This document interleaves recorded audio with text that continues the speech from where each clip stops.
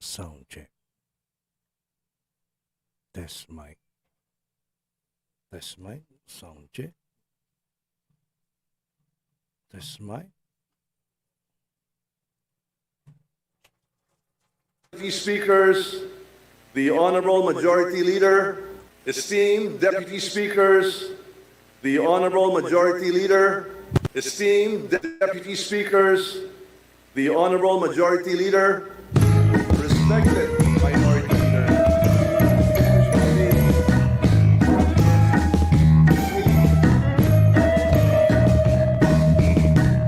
Nung una, akala ko ikaw ang pag-asa upang may ahon ng lahat sa kahirapan at ipaglaban ng karapatan ng bawat Pilipino. Nakatikom ang iyong bibig sa kabila ng iyong naririnig at nagmulak-mulakan ka, responsibilidad din nagagawa. Mga kaaway na disisi sa hindi maubos ang salapi. Nangulong na ang iyong tiyan dahil sa iyong kasakiman. Dati, akala ko ikaw ay tao, ikaw pala'y kang-ingkano na malakas manggamit ng tao. Dati, akala ko ikaw ay tunay, yung pala ika'y hindi. Pinasagat ka, tambalos-los.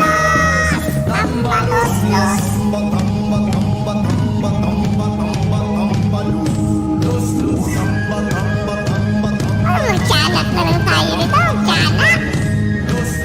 Napakaamo ng iyong mukha, palihim na pala ang pagtuka. Para kang malaking lintang, kakapal-kapal ang iyong mukha. Pinipilit na maging hari at tumuntong sa bahaghari. Mga tao'y tinupya, sa kalaswa ang ginagawa. Dati, akala ko ikaw ay tao, yung parang engkanto, malakas ang gamit ng tao. Dati, akala ko ikaw ay tunay, yung pala ika'y Hindi! Pinasagat kang tambalos-los, tambalos-los.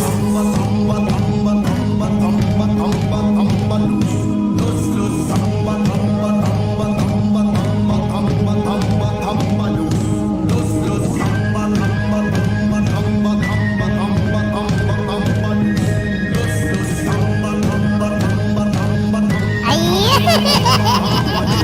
Magtiyanak nga tayo. Putang ina talaga yan. Esteemed Deputy Speakers, Tama na yan, tama na yan, tama na yan, tama na yan, tama na yan, tama na yan. Tama na, tama na, tama na, tama na, animal. Buisit na yan. Ang inang, ano pa naman klase? Sino ba may gawa ng kanta na yan, animal na yan? Grabe naman lang. Diyos mio, Marimar Santa Maria Elementary School. Buisit. Ayan, magandang umaga sa inyong lahat. Naku, bakit ganito parang ang tining-tining ng boses ko? Pero pag totoong boses naman, parang kapre. Di ba pag totoong boses ko, parang kapre? Pag tiyanak, anak ng putang ina. Ang tining-tining naman. Paano ba to? Paano ba to? Dagdagan natin yung bass natin. Ayan, ayan, ayan. Okay na ba yan? Okay na ba yan?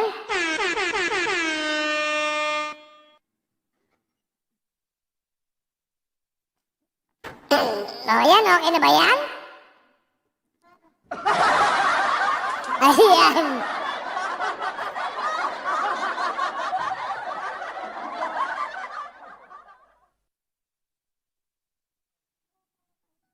Ayan, okay. Aha! Bumati muna tayo. Julie Q, Dololi Dumaraos, Bargain Shopper, Kasmay, maganda ate! Good morning, good morning, good morning. Good morning sa inyong lahat. Bakit ang lakas ang echo nito?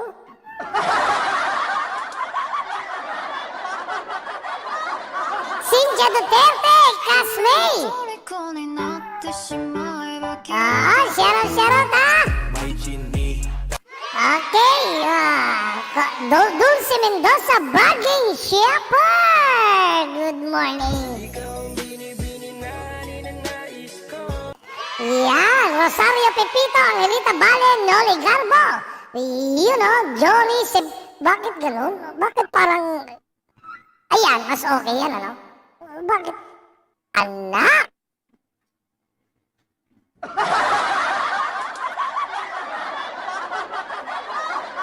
Cora Takashi, miss ko na si Tiyanak. Eto, magtiyanak tayo, animal. Good morning from Leyte, Solidides. Habang may mga politiko, mga ugok at tambaluslos, lalo na si Bangag Patay. Relax lang, relax, easy. Ayan, gusto ko yung boses mo, idol, kesa yung totoo na boses. Medyo nakakatakot yung totoo mo boses, agoy. Patay tayo dyan, bakit ha? Namimiss nyo na? Raymond Pineda, balahibong pusang gala. Ay, anak ng puta, balahibong pusa, tapos gala, patay. Diba? Nako, bargain shopper, andyan na naman. Sandy Bandola, Whitey Lakwachero.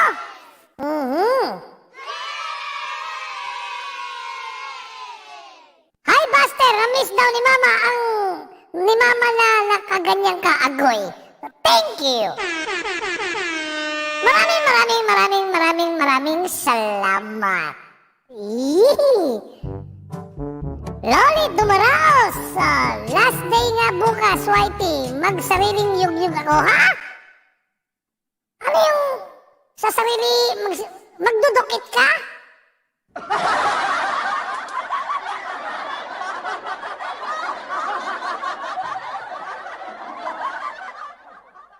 Senate at Congress, huwag mag-away kundi lalabas. Ay, maganda nga yun eh. Alam mo na, Jose Halina, gusto ko magbakbakan sila. Oo, yung talagang birahan. Para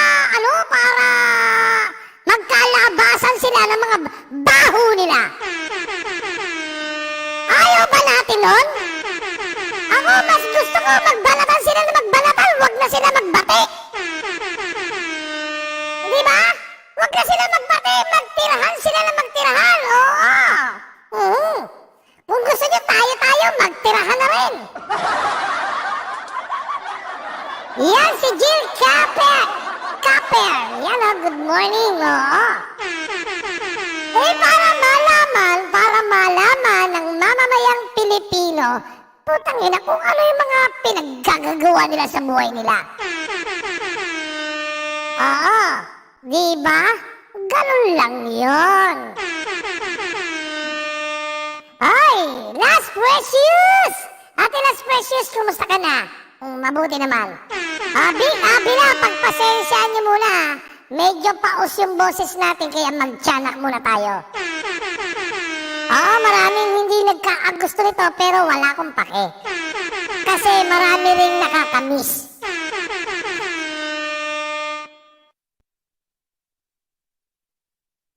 Ano daw, bubulusok, pataas ang populasyon sa November.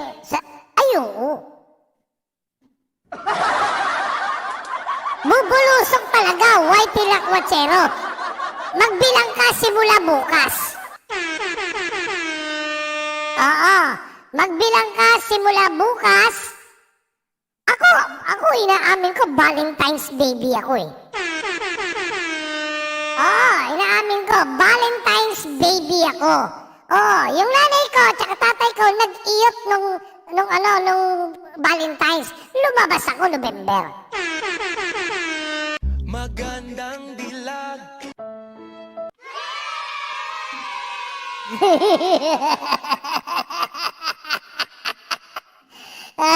Okay. Nako, hindutan. Ay, tinan mo si Bargain Shopper, ginawa rin yung tambahan. Alam mo, yung mga bata na ginawa ng Valentine's Day, mapagmahal. Sino-sino pa mga Valentine's baby dyan? Yan ang mga lovable. Mapagmahal yung mga yan. Oo. Bakit hindi nga yung nanay ko tsaka tatay ko eh? Putang ina, bakit wala tayong viewer?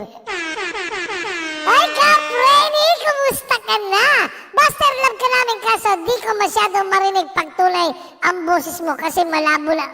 Ha? Kaya kailangan tiyanak? Ani, Stalyo, good morning! Yun o.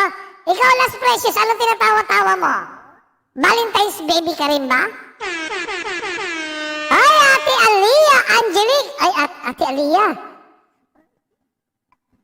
Kumustahin ko lang yung, ano nyo, yung celebration ninyo ni Jim Lord. Ano ba magiging, paano ba kayong magse-celebrate ni Jim Lord ng Valentine's?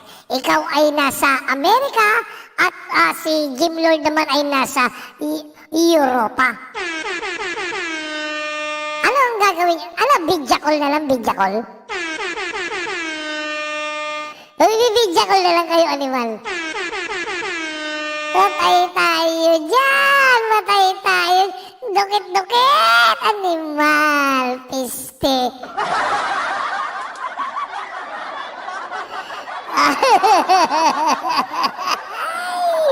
Yawa! Basta wala lang magre-record ha. Pag ni-record yan, ako dangerous yan. Okay. Naka, eto! Ayun na talaga yung topic natin. Wala na. Nasa si Ate Mocha. Ate Mocha. Ate Christina Minjola. Ate Perisnel. Ate Megpinay. Lahat ng ate ko. Kumusta? Ate Rose. Bukas birthday ng anak mo. Ay, happy birthday sa anak mo. Oo. Happy birthday.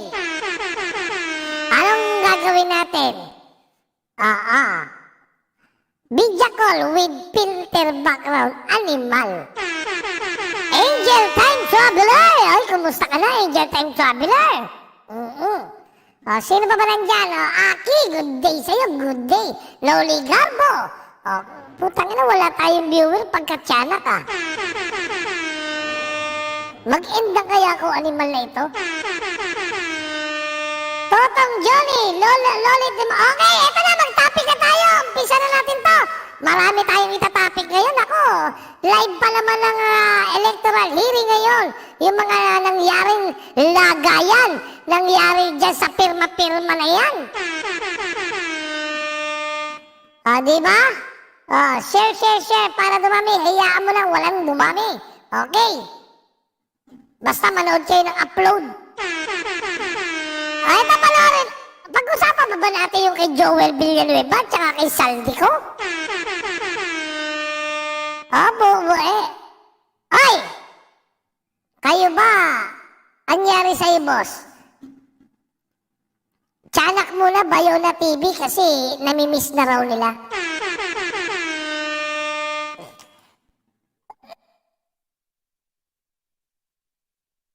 Kantahan natin yung my birthday, Noli Garbo. Noli Garbo?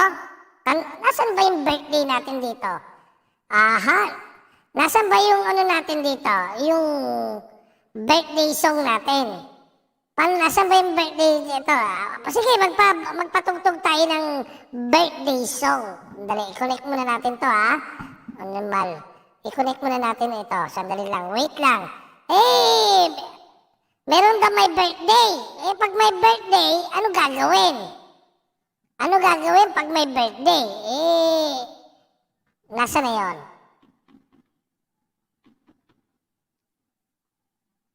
Yan. Pag may birthday, may? Sige. Batiin natin yung may birthday song si anak ni Dulce Mendoza ba ito? Sino ba to?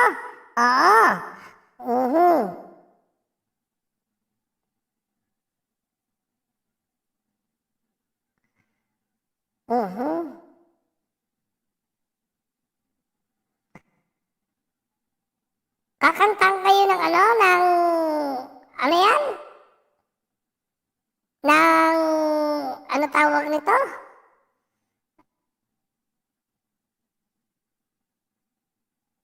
Sandali, nasa na yun? Ay, Cynthia Duterte, para sa Tiyanak Buster. Ay, parang gusto ko lang palagi na lang Tiyanak Ha? Parang gusto ko lang, puro Tiyanak na lang ako. Animal talaga, oh. Nasa na ba yung birthday song na yun? Hanapin ko muna. Nasa na yun? Nasa na yung passion version?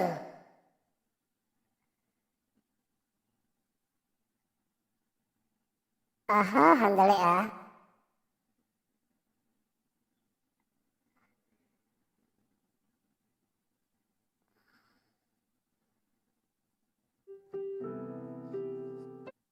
Hindi yan. Wag yan. Puta, nawala. Parang tinanggal na. Tinanggal na yata yung passion version na happy birthday, Hanapin muna natin, pagbigyan natin, birthday. Nawawala. Anak ng putya talaga yan, Bakit nawawala yung birthday song na passion natin? Ano na nangyari? Paano ba ito?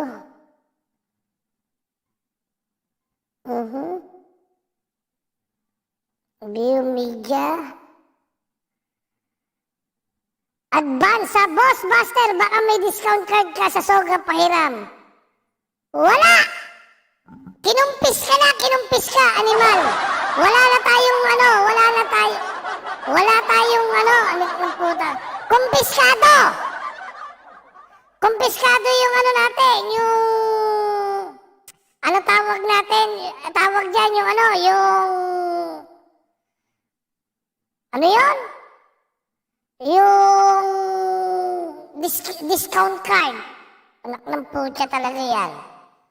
Kinumpis ka. Dapat yung pinapaserox lang marami. Nasaan na yung birthday song natin dito? Diyos mio, Marimar.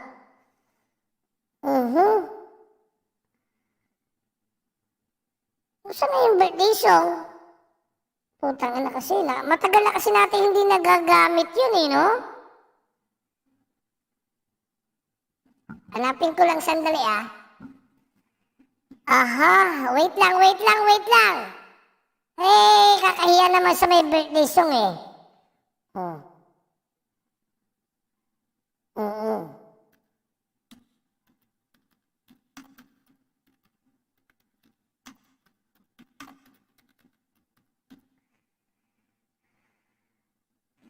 Nasaan na ba yun? Anak ng putya talaga, Parang hindi ko na nakikita yon. Baka tinanggal na, no? Baka hindi kaya tinanggal na?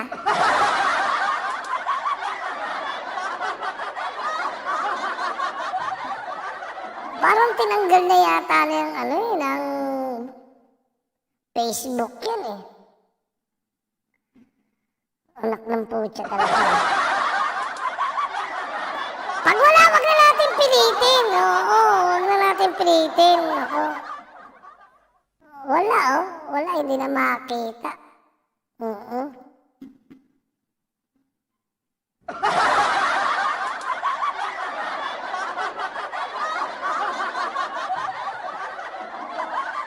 Tinanggal na yata, baka binura ni Facebook. Hindi tayo nakakuha ng tawag nito, ng kopya. Dapat pala na-save yun, Ay wala, hindi makita, pasensya na.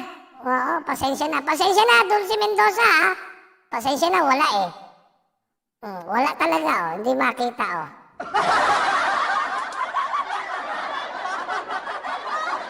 Ay, thank you, Aliyah Angelica. Thank you, Happy Valentine's, Kuya Buster. Love you, support ka namin always. Ay, thank you naman. Thank you. Okay, dito na tayo muna. Tangina talaga,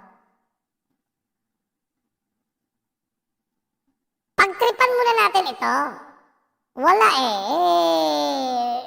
ganun talaga. Nasa na yun? Tirahin muna natin ito. Tirahin muna natin ito. Yan. Yan. Putang ina, matindi pala si Dracula, no? Ito, pakinggan natin ito. Mr. President, in Ecclesiastes chapter 1, chapter 3, verse 1, and 7, verse 8, it says, there is time for everything, and a season for every activity under the heavens. Ikaw pala nagtanggal Safety and security block. Time to be Ano ka rin silent, and a time to speak, a time to love, and a time to hate, a time for war, and a time for peace. Mr. President, I rise on a matter of personal and collective privilege. And let me also begin by quoting Proverbs chapter 22, verse 1. It says there, a good name is to be chosen than great riches. Pinalaki po ako, Ginoong Pangulo, ng aking mga magulang sa bersikulong ito sa Biblia, na pinakamahalaga, ang malinis na pangalan, far more important than gold and silver. Nako, pinakamahalaga daw ang malinis sa pangalan, sabi ni Senator Joel Villanueva. Bakit? Sino ba yung pinatutungkulan mo dyan na marumi ang pangalan, animal? Sino ba yung marumi ang pangalan?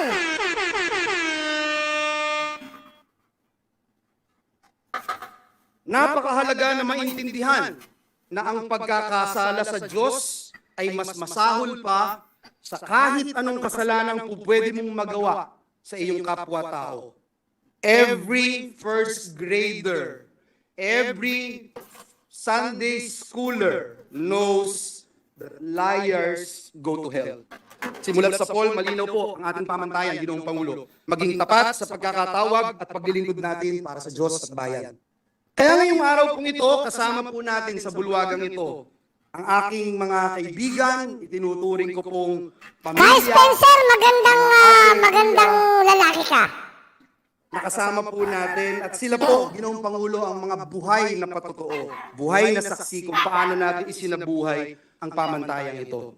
Ito rin po ang dahilan kung bakit tayo tumatayo ngayon sapagkat hindi lang po dinudungisan at niyuyurakan ang ating pangalan at pagkatao, kung hindi higit po sa lahat, ang institusyon na minamahal nating lahat, ang institusyon ng Senado ng Republika ng Pilipinas. Ginoong Pangulo, mayroon pong naninira, pilit na ibinabagsak, iniinsulto, at inaalipusta ang mga miyembro ng Senado. Sabi ni Congressman Zaldy ko, ano ka lang daw may kaso ka daw. Oo, sabi may kaso ka daw. Tapos meron ka daw pangit ka daw. Oo, pangit ka daw, sabi. At saka dati ka rin daw namang dati ka rin naman daw ang tawag nito party list. Tapos kung maka ka sa party list, wagas. Ang ating pinakamamahal na institusyon. Let me set the record straight, Mr. President. At para po mas madali, true or false na lang po tayo sa mga paratang ng pinuno ng pinakamakapangyarihang komite sa Kamara de Representantes, ang may hawak ng budget, ang House Committee on Appropriations, na walang iba kung hindi itong party list representative na Zaldy ko. Unang paratang po sa atin, Ginoong Pangulo. May kaso daw na Zaldy ko. Unang paratang, hindi itong party list representative na Zaldy ko. Unang paratang po sa atin, Ginoong Pangulo. May kaso daw po tayo sa Ombudsman. True or false? Ang sagot, false. Ang pinag-usapan ng gawa-gawang reklamo noon, isang sulat po na mula sa ating opisina. Ito pong gawa-gawang reklamo noon ay katawa-tawa sapagkat ang ginamit po, kung po pwede po natin ipakita, na font ay Comic Sans. Yan po ang ginamit na font, pang-comedy po. Ang letterhead po na ginamit ay Buhay Party List. Mr. President, the last time I checked, ang tatay ko po, hindi po si Brother Mike Velarde. Ngunit mahal ko po siya.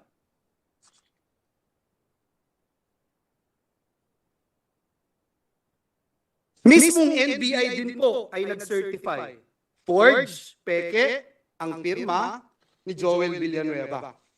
Sana po maipakita natin sa screen yung pong Ano ba yan? yung hindi pa po ready, Mr. President. Yes, Ayan. if there are technical difficulties, maybe we can suspend until Sapagkat ayaw po natin ng walang resibo at ayaw na Wala na.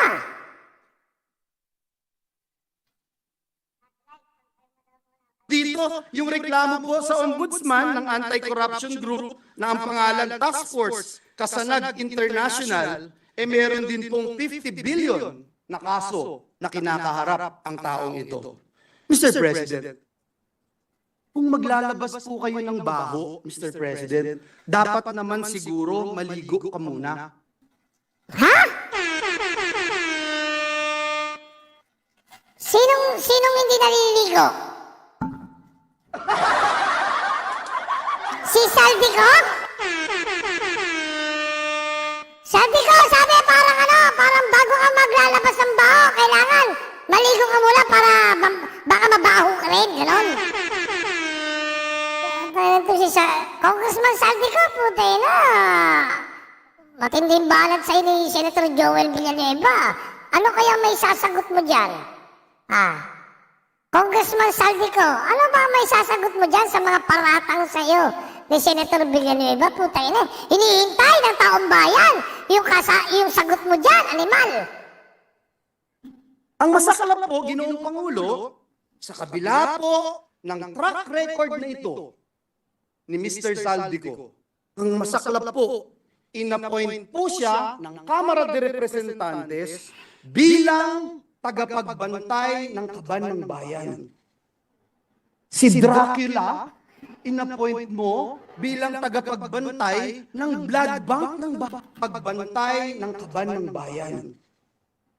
Si Drakula, inappoint mo bilang tagapagbantay ng blood bank ng bayan. Inappoint mo bilang tagapagbantay ng blood bank ng bayan. Si Drakula, inappoint mo bilang tagapagbantay ng blood bank ng bayan. Inappoint ang Kaban ng bayan. Si Drakula, Ay putang ina pagka si Drakula inappoint mo na tagapagbantay ng blood bank. Ay putang ina, ubos ang dugo.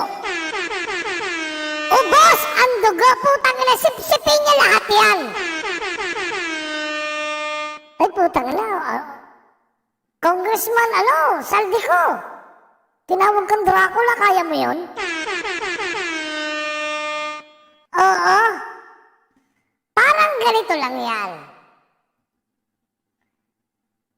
Ex ng GF mo, yung pinagbantay mo sa GF mo, Agoy. Diba? Ano ba yung sinasabi ni na kaso? Ni Senator Villanueva na yan? Ano ba yung mga... bakit naman yung sinasabi mo na na... Anak ng putya talaga yan, oh. Ano ba yung sinasabi mo na anomalya na yan? inappoint mo bilang tagapagbantay ng blood bank ng bayan. Wow, Mr. President.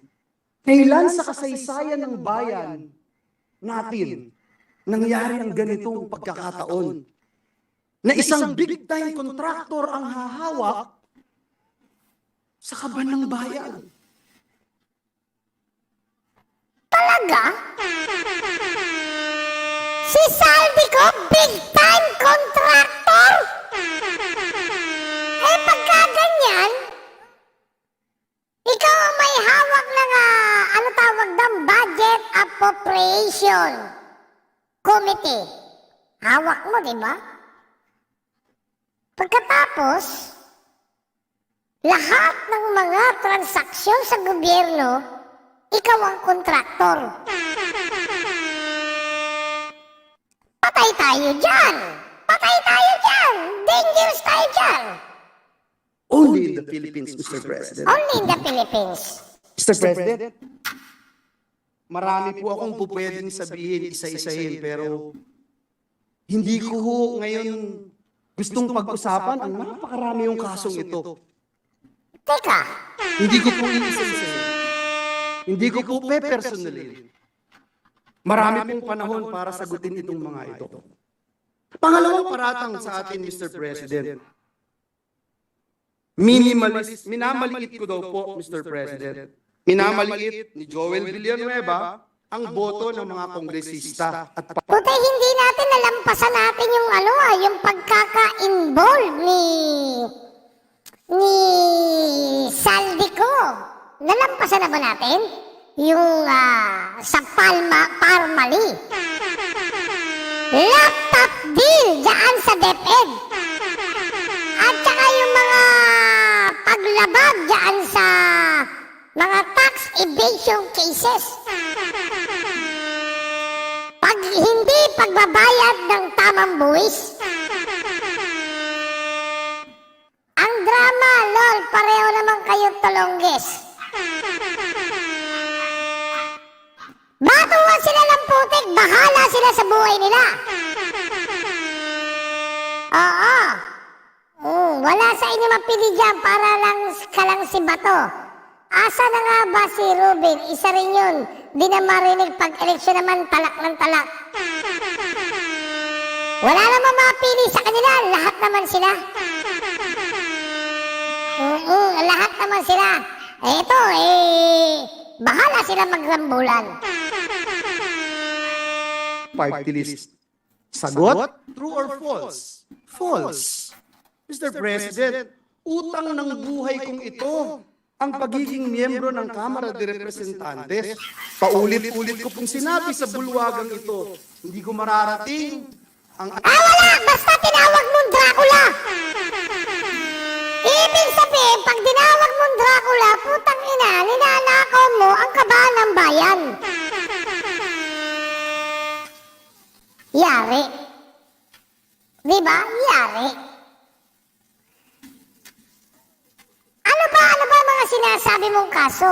Parmali, ano pa ba? Ano yun? Yung laptop deal dyan sa DepEd, ano pa ba? Meron pa ba? Ano ba yung mga kinasasangkutan niyang kaso? Yung sinasabi mong 50 billion. Naku, delikado, marami-raming pera yan. Ako, hinahanap ko, hindi ko makita, maliban dito. Tatlong kongresista. Posibleng maharap sa kasong graft and corruption.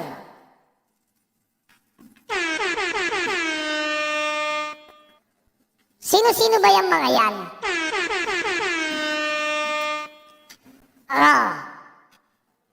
Hinihiling ng isang grupo kontra katiwalian sa ombudsman na imbisigahan ng tatlong party list congressman sa kasong graft and corruption. Kinilala ang tatlong kongresista na sina Congressman Eric Yap, Congressman Zaldy at Congressman Edwin Guardiola. Nakasaad sa reklamo ng Task Force Kasanag na ipinarating sa ombudsman na ang tatlong kongresista ay lumabag sa anti-graft and corruption practices. Nako, hindot. Ano ba yung kaso nila dyan? Ano ba mga kasong isinampa? Ano sabi? Ang proyekto umano ay pinondohan ng halagang 50 billion para sa gastusin at ipambili ng mga materyales kagaya ng mga bakal at iba pang kagamitan sa paggawa ng panangga sa mga falling debris na bumabagsak mula sa bundok ng Cordillera Administrative Region.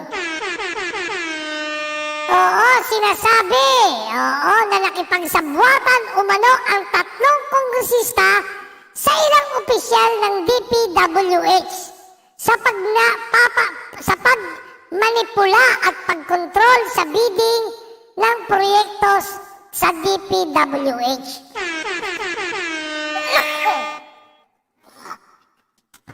Ay talagang makokontrol nila ang bidding ng project. Kasi siya may hawak ng budget eh. Ay, hindi namin i-release yan. Hindi namin i-release yan pag hindi mo ibinigay sa amin ang kontrata. Ganyan sila kakapal na muka. Ganyan sila katindi. Oo, syempre, marami naman silang ganyan. O, diba, merong si Congressman Dong Gonzales nga ng Pampanga, diba? Ng Mexico, Pampanga. O, diba, construction company niya rin ang nakakuha ng proyekto diyan sa flood control project diyan from Pampanga to Bulacan. Lahat nga daw ng mga kongresista nagkaroon ng construction company at nakikipagkontrata sa DPWH. Gano'n naman lahat sila, wala naman. Ay, putang ina nyo. Lahat kayo dyan, wala namang mapili. Kaya lang, ang problema ngayon, namamayagpag kayo kasi mga sip-sip kayo sa House Speaker. Yung House Speaker, hindi kayo bibigyan ng pondo, hindi kayo i-a-appoint dyan sa posisyon ninyo pag hindi kayo susunod sa gusto niya. Alam naman natin di ba? Mga mukha kayong pondo, mga mukha kayong proyekto. Hindi nga kayo makapaglingkod na sweldo lang di ba? Mga animal kayo. Alam niyo sa totoo lang, may mga ano kayo, mga lahat, wala namang mapili sa inyo. Lahat kayo mga putang ina nyo. Lahat kayo mga nakakaputang ina. Lahat kayo mga ulol. Lahat kayo mga kawatan, walang mapili. Mga hindutan kayo. Mga ganid kayo, mga ganid. Marami ang nagakalang siya'y makabayan, gumamit pa ng salitang kalayaan. Puro pa, butang ina, pagka nangangampanya kayo, yabang nyo. Puro kayo para sa bayan, para sa bayan, para sa bayan. Putang ina, pag nakapwesto na kayo sa bayan, sarili na. Sarili na ang iniisip. Negosyo o kalayaan, bayan o sarili, pumili ka! Negosyo o kalayaan, bayan o sarili, putang ina mo, pumili ka. Siyempre, sarili, animal. Saan ka pa? Diba? Putang ina, may mapili ba sa inyo? Mga ulol kayo? Ha? Mga hindutang kayo? Buti pa si Pepe Pacheco. Diba? Walang magawa kundi magserbisyo. Diba? Pepe na handang magserbisyo para sa tao. Diba? Buti pa si Pepe Pacheco, animal. Malinis. Malinis ang konsensya. Malinis ang konsensya. Mabango pa. Kayo, maligo muna kayo. Puro kayo baho. Pag wala kayong amoy, pag wala kayong dumi, pwede kayong bumato. Pero pagka ganyan, marumi rin kayo, ay putang ina, maligo muna kayo bago kayo manghusga sa kapwa nyo. Pepe ko'y anong bango, tunay na malinis to. Diba? Mga putang ina nyo. Mga hayop kayo. Magnanakaw. Lahat kayo. Mga putang ina nyo. Diba? Ganon. Diba? Putang ina nyo. diba nakakaputang ina tayo. Ay, Claudine Rivera Sasaki. Nako, parang maganda to si, tingnan ko nga. Ay, Ate Perisnel! Ate Perisnel, good evening, Momo Chup Chup. Where have you been? Ha? Where have you been?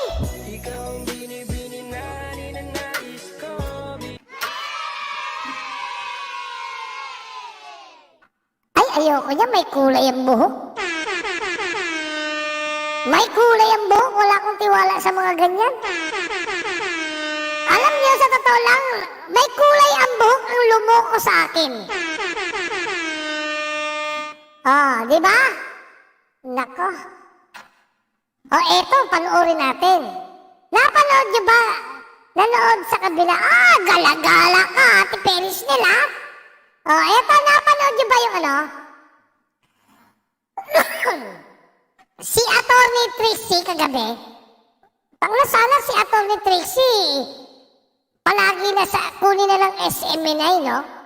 Di ba? Si Attorney Trixie. Sana kunin na siya. Nasaan na yun? Hindi kunin ni Lord, ha? Kunin siya ng SMNI. Eto, panoorin natin. Yung mga pahayag niya, putang na, ako gusto ko talaga nanonood dito kay Attorney Trixie. Marami kang matututunan dito eh. Unang-una, hindi marites. Pangalawa, lahat may basihan. Pangatlo, lahat nasa batas. Hindi kagaya ng iba, putang na, puro marites, pagkatapos, nonsense, puro kabubuhan, lalong-lalo na yung putang inang bagong lipunan.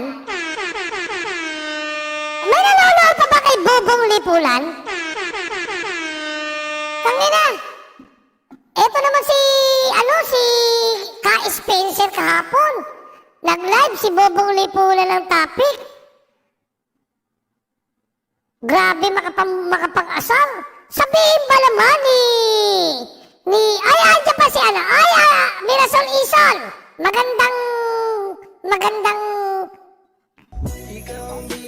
Magandang umaga. Sabihan pa naman na, Buster, binalita pa naman sa akin ni Kai Spencer. Buster, putang na si Bobong Lipunan, 52 na lang ang nanonood. 52 na lang daw, sabi ko, ha? Putang ina, may 52 pa na tanga.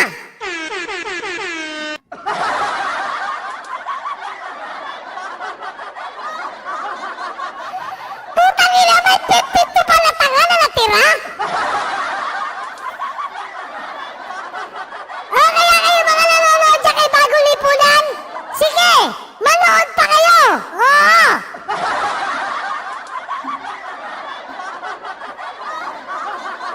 Tangina, manood pa kayo. Nanood si Kai Spencer, nakita. Pang 52 si Kai Spencer. Eto, panoorin natin to. Etong panoorin nyo, si Atty. Trixie Cruz. Yan. Oo. Eto, panoorin natin. Ma'am, binanggit po ni former press secretary, former spokesman Harry Roque, yung apat po na mga issue na sa tingin niya, and I quote, na nag-flip-flop si President BBM. How important, ma'am, is yung sa isang administration na meron tayong iisang direksyon na hindi tayo nagpabago-bago ng mga tayo sa mga key issues? Importante talaga yon. Yung hindi pa bago-bago ng isip. Kailangan pag sinabi mo, yun na yun. Kung magbago man ang isip mo, halimbawa, si Kai Spencer. Sabi ni Kai Spencer, putang ina, patayin lahat ng mga adik. Sabi ni Kai Spencer, lahat ng adik, patayin! Up! Wag mo na. Ang papatayin lang yung tulak lang. Yung mga pusher at drug lord. Yun lang ang patayin. Yung mga adik, iparehab. Ayun, mayroon kang, nagbago ang isip mo, tapos may pagpapaliwanag kung bakit nagbago ang isip mo. Iparehab lang muna yung mga adik na yan, at pag na-rehab yan, may pagkakataon yan, magbago. o magbagong buhay. Ayan. May paliwanag. Hindi kagaya ng isang tao dyan.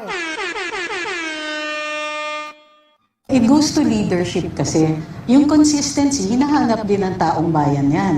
But, kung and well, change naman is a normal part of even governance. So kung magbabago, kailangan it's preceded by information. So yun ang hindi dapat tinitipid ng gobyerno sa taong bayan. Kailangan may impormasyon, ine-explain kung may polisiya, kung may babaguhin sa polisiya, at kung ano yung reason kung bakit nagbago yun. So in the absence of that, it becomes a negative ngayon. Di ba, hindi maririnig mo, on the one hand, sa umpisa pa lang, very strong, very firm, walang ICC. Hindi yan papasok because official ang stand ng Philippine government dyan na walang jurisdiction ng International Criminal Court over our people, over our systems, none of that. Pagkatapos, pag-aaralan. Di ba? Pero pwede ba ganun? Hindi po consider, those are two diametrical. Hindi kasi, iba kasi ang style nito ni President Bongbong Marcos. Laging play safe ito eh. In case magbago ang isip niya, sabihin, pag-aaralan, at yun ang lumabas sa kanyang pag-aaral. Yan ang style ng leadership o style ng pamumuno ni BBM. Walang sariling disposisyon. Anytime pwedeng magbago. Kaya pati kanyang gabinete, pabago-bago. Pati yung kanyang gabinete, wala rin sariling disposisyon dahil anytime pwedeng magbago yung executive. Walang isang salita. Kasi pag nagbitaw ng salita ang isang cabinet member, ganito, hindi pwede, ganito, ganyan-ganyan. Hindi niya masasabi yon na ayon sa ating Pangulo. Di ba kasi yung sinasabi ng Presidente, walang dating. Hindi siya command, hindi siya laging kamot, laging pag-aaralan. Lagi pang sinasabi, nakakamot pa muna pag-aaralan natin, animal.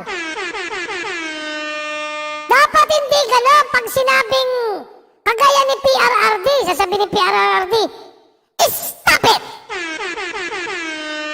Stop talaga. Pag sinabing wag mong gawin yan, wag mong gawin yan. Di ba? Dapat gano'n, animal. Ay, nako. Opposed ideas. So kung magbabago, kailangan i-explain. Teka muna, bakit po nagbago? Bakit pinag-aaralan? Ano ang nagbago between the time that you came into office and now that would lead you to a rethinking of this policy? So, ang nangyari kasi, strongly no, naging partially no, and pinag-aaralan kung mag-no o yes, at ngayon na naman ay no na talaga. Diba? Yes or no, tapos pag-aaralan, tapos partially no, tapos partially yes. Putang ina ka, puro yes or no na lang. Ang presidente dapat ito sa Kongreso. You answer yes or no, animal. Again. Kung nangyari kasi, strongly no, naging partially no, and pinag-aaralan kung mag-no o yes, at ngayon na naman ay no na talaga. Again. Oo, and there's no explanation. Okay lang sana, talagang pwedeng magbago ng isip ang isang leader. Dahil, syempre, it's for the good of the country. Pero kung walang explanation, it just looks like na every time matatanong ka, wala nang explanation! Hindi nag-i-explain, basta nagbago ang isip. Hindi kasi, nung sinabi ko yun, nakasinghot ako eh. Nawala na yung tama ko, kaya nagbago isip ko. Hindi kaya ganon? Nagtatanong lang hindi ko sinasabing sumisinggot siya. nagbabago ka ng isip. Walang explanation, it just looks like na every time matatanong ka, nagbabago ka ng isip. So it will go again to the judgment of your leadership. ikaw ba ay naggagawa ng policy on the fly o ito ay talagang tunay na napag-aralan, bahagi ito ng iyong foreign policy? So kung hindi, then walang choice. The people will react negatively. Ma'am, how crucial and how critical is the messaging that it would send if they would allow the ICC to issue warrant of arrest against the former president, and di ba kasama din doon si VP? Kasama din doon si Senator Bato, I think, di ba? Yes, Isa din sila sa yes, mga tinitira sa ICC. Yes. Parang sinurrender natin. Malaki talaga yung image hit niyan. Kasi sinusurrender mo, hindi lang dating, a former president, dating kinatawan, simbolo ng bansa, and still a much-loved public figure. So, and then a very popular vice president involved din dyan, and a senator of the republic. So these people are active. If the former president weren't just retired, he isn't just retired, he's quite active. His daughter is the vice president. And hindi natin makakalimutan na simbolo siya. For a time, siya ang sagisag ng Republika ng Pilipinas, kinatawan ng taong bayan. Tapos isusurrender lang natin. Hindi po ganun yun. May kasamang... Alam mo, Atty. Trixie, sa totoo lang, dapat ikaw ang ikaw ang tinatawag nito, isa ka sa advisor ng ni BBM. Para alam niyang ginagawa niya kasi ang bumubulong sa kanya yung asawa eh. Ang bumubulong sa kanya pinsan eh. Ang bumubulong sa kanya executive secretary. Oo, lahat ng bumubulong sa kanya takot doon sa asawa. Diba? Ano mapapala na eh, ang alam ng asawa eh, puro galit. Puro pagkagalit, animal. Diba? Wala tayong mapapala dyan. Magalit! Marami ang nagkakalang siya ay mga kabayan. Gumamit pa ng salitang kalayaan. Ay nako, dapat ako kung ako magiging presidente, kukunin ko tong advisor, si political advisor. Magaling to si Atty. Trixie. Kaya lang, wala eh. Pansamantala, sana kunin ka muna ng SMNI. Hit yan sa soberanya. Surrender lang natin. Hindi po ganun yun. May kasamang hit yan sa soberanya natin. Tsaka if you talk about morality, di ba? Kapwa Pilipino mo yun, isusurrender mo sa mga banyaga? Isa pa yan. That's Ano sabi mo, MJ Mondiar? We talk about morality. Putang ina! Pamilya nga nila walang moral! Magandang dilag. Sasabihin naman ng mga putang ina nyo, igalang nyo naman yung presidente natin. Ginagalang naman natin ang presidente bilang presidente. Ang hindi natin ginagalang, yung mga aksyon niya. Oo, yung mga order niya. Diba? Tapos meron pang nagsasabi ito may balita Yung asawa di umano ni Atty. Harry Roque tinanggal sa gobyerno. Nakaposisyon pala, hindi natin alam. Hindi natin alam na may pwesto pala sa gobyerno ang asawa ni Atty. Harry Roque. Tapos, nagpunta ako kanina sa live ng SMNI. May nagko-comment doon.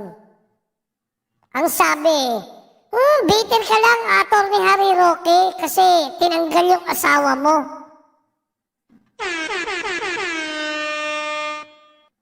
Kung di ba naman gunggong yung nag-comment? Kailan lang tinanggal yung asawa niya? Kahapon lang o nung isang araw lang. Si Atty. Harry Roque, matagal lang bumabalat labang kay Tambaloslos. Diba? Ang daming tanga. Kapwa Pilipino mo yun, isusurrender mo sa mga banyaga? Isa pa yan. That's well, unthinkable siya. Ah. On any level, it's unthinkable. Kaya yung para mo sabihin na iisipin natin, pag-aaralan natin, that's also unthinkable. Masyadong brinksmanship yan. Nilalapit mo masyado sa peligro yung tao. Tsaka, ganyan ba tayo mga Pilipino? Hindi. Actually, well, kumbaga sa atin, utang na loob and loyalty are values that we hold very dear. Nako, Attorney Tracy, wag mo lang banggitin yung utang na loob. Wag mo lang banggitin yung loyalty. Yun ang wala sa administrasyong ito. Wala sila nun. Wala silang loyalty. Wala silang utang na loob. Ito sa nakikita lang natin sa mga hindi lang nakikita, nararamdaman ng bawat Pilipino. And loyalty are values that we hold very dear. Kaya nga may term, may utang na loob. Ang Pilipino, kapag may utang na loob ka, you don't repay a favor just once. You feel indebted for life. Pero sa atin, simple lang appreciation lang dun sa nagawa ng tao, that should be enough for you to reconsider or to make it part of your foreign policy or consider it as part of your foreign policy. Nababanggit pa naman sa ating pambansang awit yung duyat ka ng magiting. Paano ka magiging magiting kung kahit ang pagtanaw sa simpleng utang na loob ay hindi mo magawa? Yun. Well, magiting patriotism and bravery yan. So your ability to stand up in the face of forces that could imperil you will be the basis for the judgment of people on your leadership. Again, pauulit-ulitin ko to. Babagsak at babagsak yan sa leadership ng isang tao. He could be the world's nicest man. Pero pag presidente ka ng bansa, yung pagka-leader mo, ang tinitignan nila. At bahagi yan, how well do you take care of your people? How well do you take care of the people of the Philippines?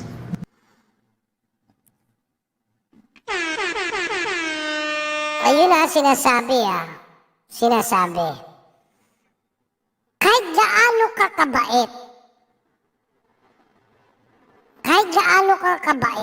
ikaw na ang pinakamabait sa buong mundo, pero hindi yan titignan pagka ikaw ang leader. Yung pagiging leader mo ang titignan.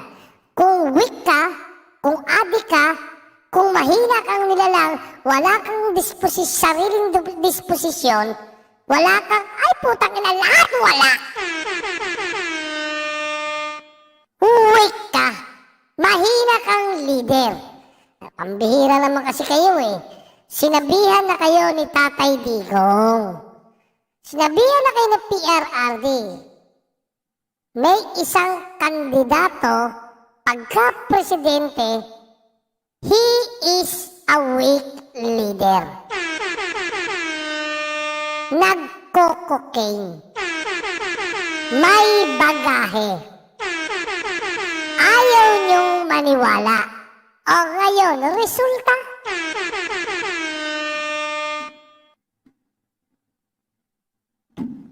Buti pa yung mga SPO4 at saka SPO3 ng mga kapulisan.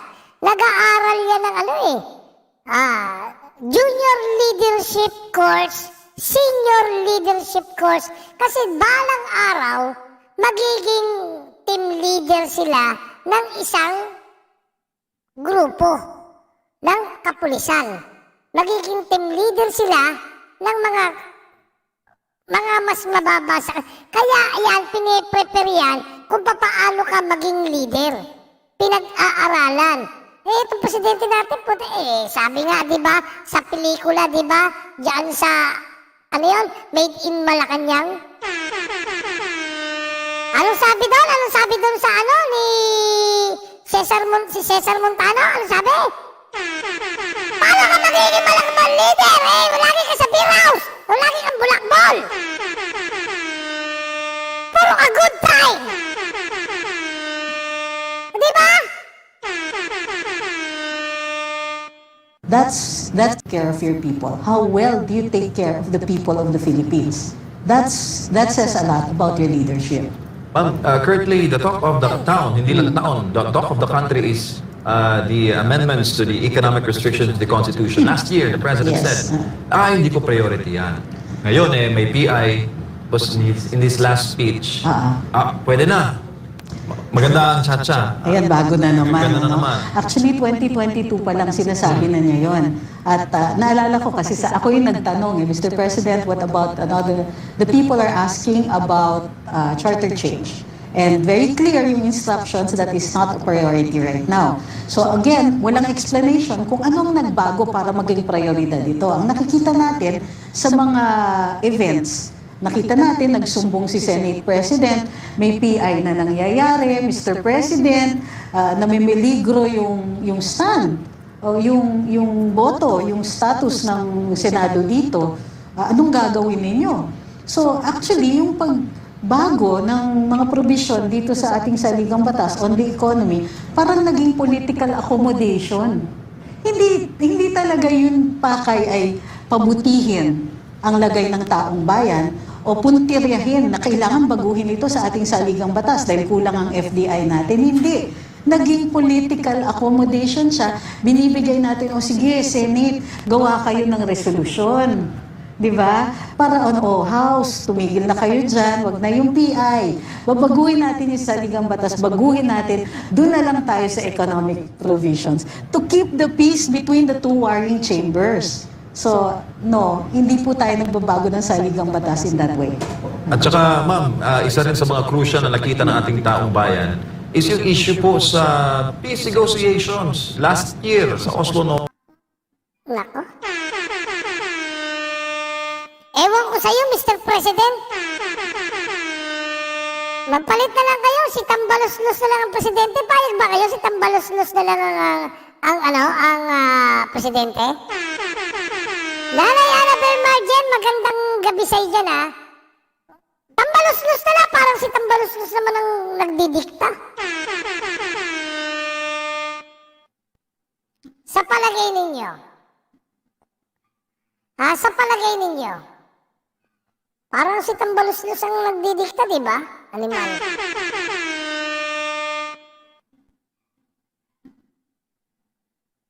Buisit na yan. Ay, nako. Ito ang gobyernong ito. Ito sa totoo lang, seryoso tayo. Huwag na tayo magtiyanak. Huwag na tayo magtiyanak. Magseryoso tayo.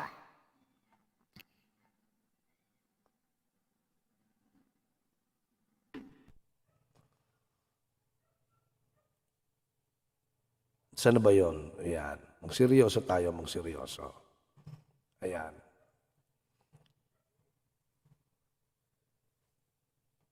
Anong pickups? Bakit galit ka na? Bakit galit na galit ka kagad? Pickups. Relax. Easy.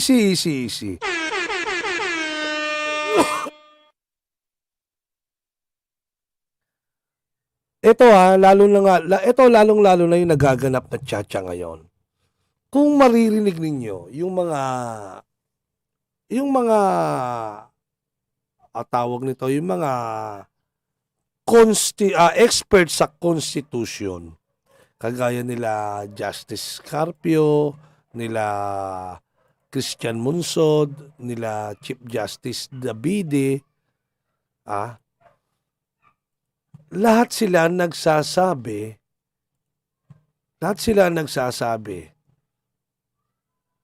na hindi kinakailangan palitan ang konstitusyon. Sabi nga, sabi pa nga ni Christian Munsod, matagal na natin gustong palitan yan, pero hindi mapalit-palitan. Kasi nga, walang dahilan para palitan. Niya yung panukala, na matagal yan ng panukala, itong political dynasty. Kung gusto nyo magpalit ng konstitusyon, palitan nyo yung mga provision dyan sa political dynasty, magpasa kayo ng batas regarding dyan sa political dynasty dahil matagal na yan isinusulo. Hanggang ngayon, hindi pa matapos-tapos yan.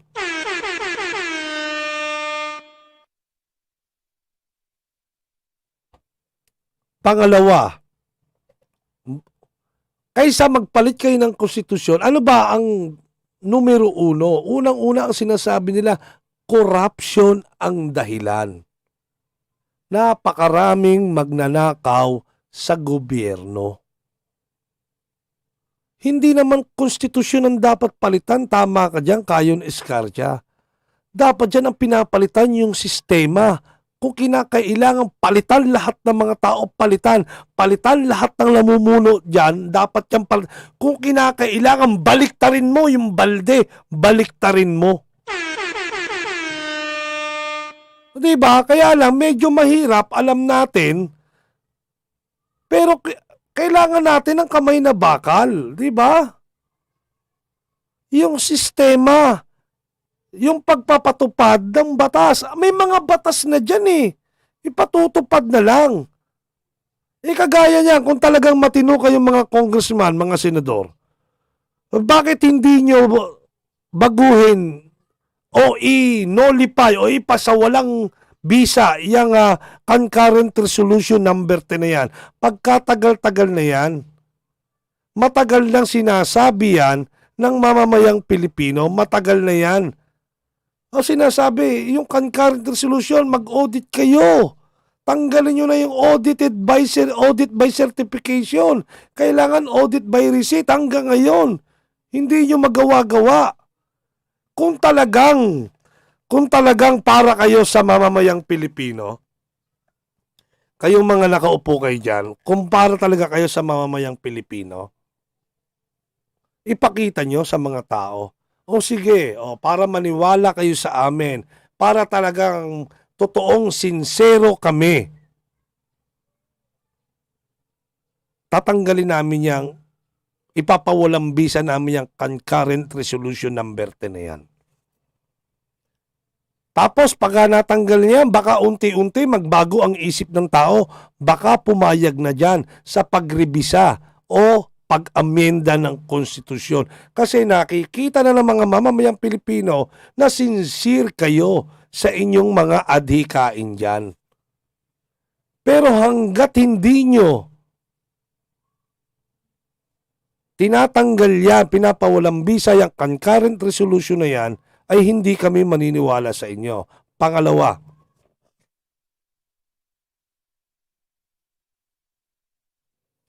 itong plunder law. Yung plunder law, matagal na yan. Irebisan nyo na rin yan. Iamyendahan nyo na rin yung plunder law na yan. Dapat yung pagnanakaw ng ordinaryong Pilipino kung paano sila nakulong at yung pag-uumit ng mga politiko sa kanilang mga proyekto, sa kanilang mga budget, dapat parehas kayong makulong. Dapat parehas lang ang sentensya ninyo. Kung maaari nga, dapat mas doble pa di ba? Kasi betrayal of public trust yan Kasi nanumpa kayo nung kayo'y nahalal, di ba? Nangako kayo na susundin nyo ang sinasaad ng saligang batas o ng konstitusyon.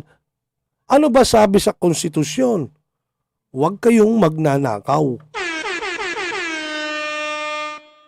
Bakit nagnanakaw pa rin kayo? Kasi sabi sa konstitusyon, pwede naman magnakaw, wag lang aabot ng 50 million. Animal, putang ina. Okay lang kayo? Pwede magnakaw? Kasi hindi naman kayo makakasuhan ng plunder kasi wala pang 50 million. Okay kayo, mga animal kayo.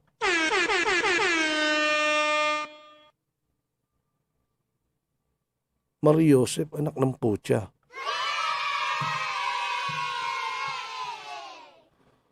Ay nako. Sandali may papakinggan lang ako. Sir, siguro Pass break ang title. maybe just for submission, kasi for this type of initiative, kailangan may organizational chart, di ba? So maybe we can So yung 30 days, dapat katapusan ng January. Kasi hindi nga sila Your So Honor. since sinabit nyo 111 million plus, was a quotation Eto.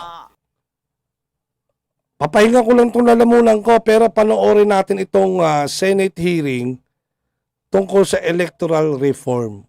Panoorin natin panoorin natin. Panoorin natin to. Ito maganda ito Ha?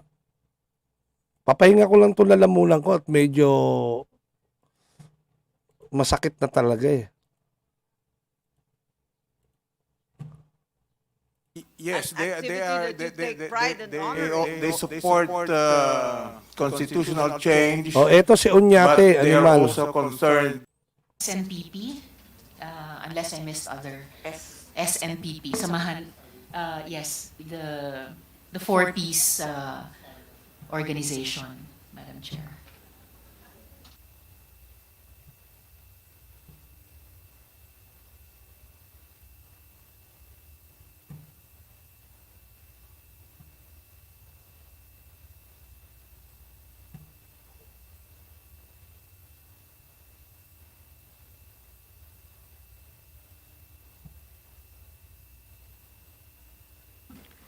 Yes, maraming salamat. This is the third hearing that we've conducted on the same agenda, specifically the Senate Resolution 902 regarding the alleged payoffs and misrepresentations in the signature campaign for the People's Initiative of the Constitution. Thereafter, we have Senate Resolution 903, also inquiring into the efficacy of Republic Act 6735, as well as the COMELEC rules that derive from that. The privileged speech of Senator Ronald Bato de la Rosa, entitled Politicians and Not People's Initiative. We also have the privileged speech of Senator Risa Ontiveros, dated January 29, Payouts in the Politicians Initiative. The committee also has formally accepted the position paper of Attorney Romulo Macalintal, and herewith would like to enjoin the following research persons on the submissions requested by the committee in the first hearing in January 30. And so far, I would like to remind the COMELEC that we had merely received the certifications of receipt of signature sheets only from the province of Bulacan. We were informed that you would give us the certifications from all provinces. Are they already submitted and duly received? Yes, Madam Chair. Okay, thank you very much, Chairman. I was concerned that they were incomplete and members would be following up for them. I would also like to ask the BIR and the SEC. Is the BIR represented? I noted that the SEC is here, no? Is the BIR already represented, Secretary, please? In 8 minutes, okay. So we would like to ask the SEC once again to turn over the documents requested in our correspondence in preparation for today's hearing. Have you submitted? Because I am not yet in receipt personally. This morning? Yes, ma'am, we have submitted this morning. Yes. Yes, Secretary, if I could have copies so that we can discuss them. And further, I would also like to put on record that Change Philippines of Cagayan de Oro, following the Davao hearing, informed us that they had no lease agreement at all, hence no address at all, and merely a verbal lease agreement, so that the Tri-Q building office space in Cagayan de Oro had no documentation whatsoever. I don't know how the NGO turned into an informal settler, but this is apparently the case, which makes the situation more and more curious. Yes, Change Philippines. Is there anyone with any information? The concern was that they were soliciting signatures, apparently under the direction of the national group of Pirma. Is that correct? Or someone else in the area of Cagayan de Oro in Bukidnon, apropos of the Bukidnon witnesses on our first hearing, and yet did not have any address of record. Okay, lastly, and most importantly, from Pirma, we still have not received the actual cost of printing of the signature forms. I think Congressman Marcoleta made some estimates, and they were significant sums, and yet we have no cost of printing. We, until today, don't have the list of donors from the advertisement. I think Senator Ontiveros, this was the request of Minority Leader, that it be submitted in the afternoon at 2 p.m. We are now 2 weeks down the road, and we're still not in receipt of the list of donors, the proof of payment of the donor's tax, and yes. Madam Chair, that means the request of Minority Leader Coco Pimentel to Mr. Oñate, if I remember correctly, still has not been honored. And I remember Mr. Oñate said ibibigay po nila sa chair yung araw na yun mismo. Yes, that's right. I think we had a 2 o'clock deadline, but we have as yet not received anything. Mr. Oñate is here. Perhaps you can reply to Yes, question of Mr. Senator I have all Ontiveros. intents of honor. Yes, please, Mr. Oñate, please. Madam Chair, if I may, just one quick. I'm sorry, I think I Mr. really Oñate want- would I- like to I- reply. I had all intention of fulfilling what I said. I think I told you that we will submit the list of the donors with my lawyers.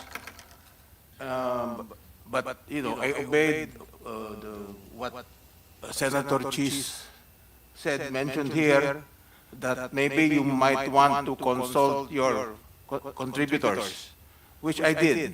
I did consult them over the last many days, and they didn't want to reveal their names. They didn't want their names divulged or revealed.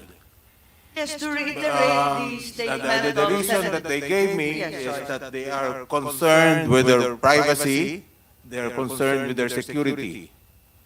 But there's no issue of security or privacy. I think it's a matter of pride that as a committed citizen, you are advocating constitutional change. As Senator Chi said, it should be an Yes, An activity that you take pride in honoring. they support constitutional change, but they are also concerned about their security and their privacy.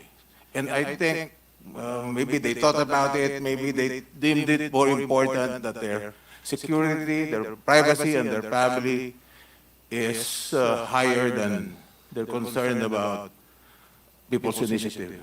Madam Chair. Yes, Senator Ontiveros, please. Madam Chair, to what the Chair has said, kahit po lahat ng kandidato kasama po tayo, pagkatapos ng bawat eleksyon, nagsusumite po tayo ng sose natin sa COMELEC din.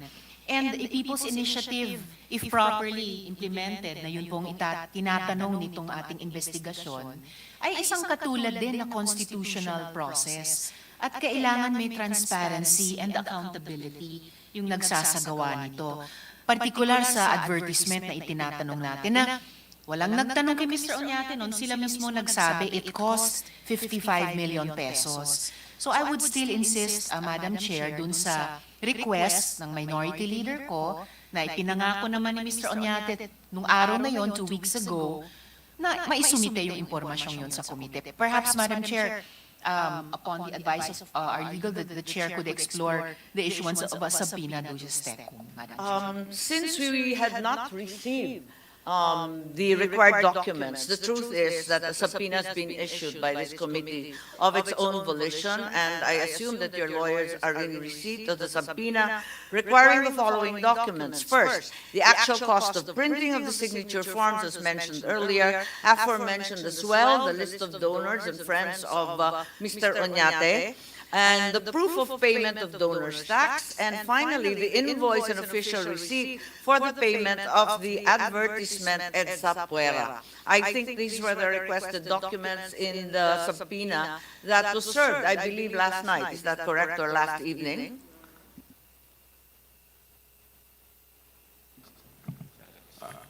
Actually, I first received an invitation. That's I right. first received an invitation, and then late last night I was informed by my lawyers that an additional subpoena was also delivered to us, and I was just wondering how come there is a need for an additional subpoena when I was really gonna come here. There was no confirmation from yourself, Mr. Oñate, or from your lawyers about your presence here this morning. And given the lateness of the submission and the continued delay, we felt it was incumbent upon the committee to issue a subpoena. And I believe that another motion is actually on the floor at the moment from Senator Ontiveros, similarly ordering subpoena. Madam Chair, if I may. Madam Chair. Yes po, and I think you had representation as well who were warned on February 2 in Davao.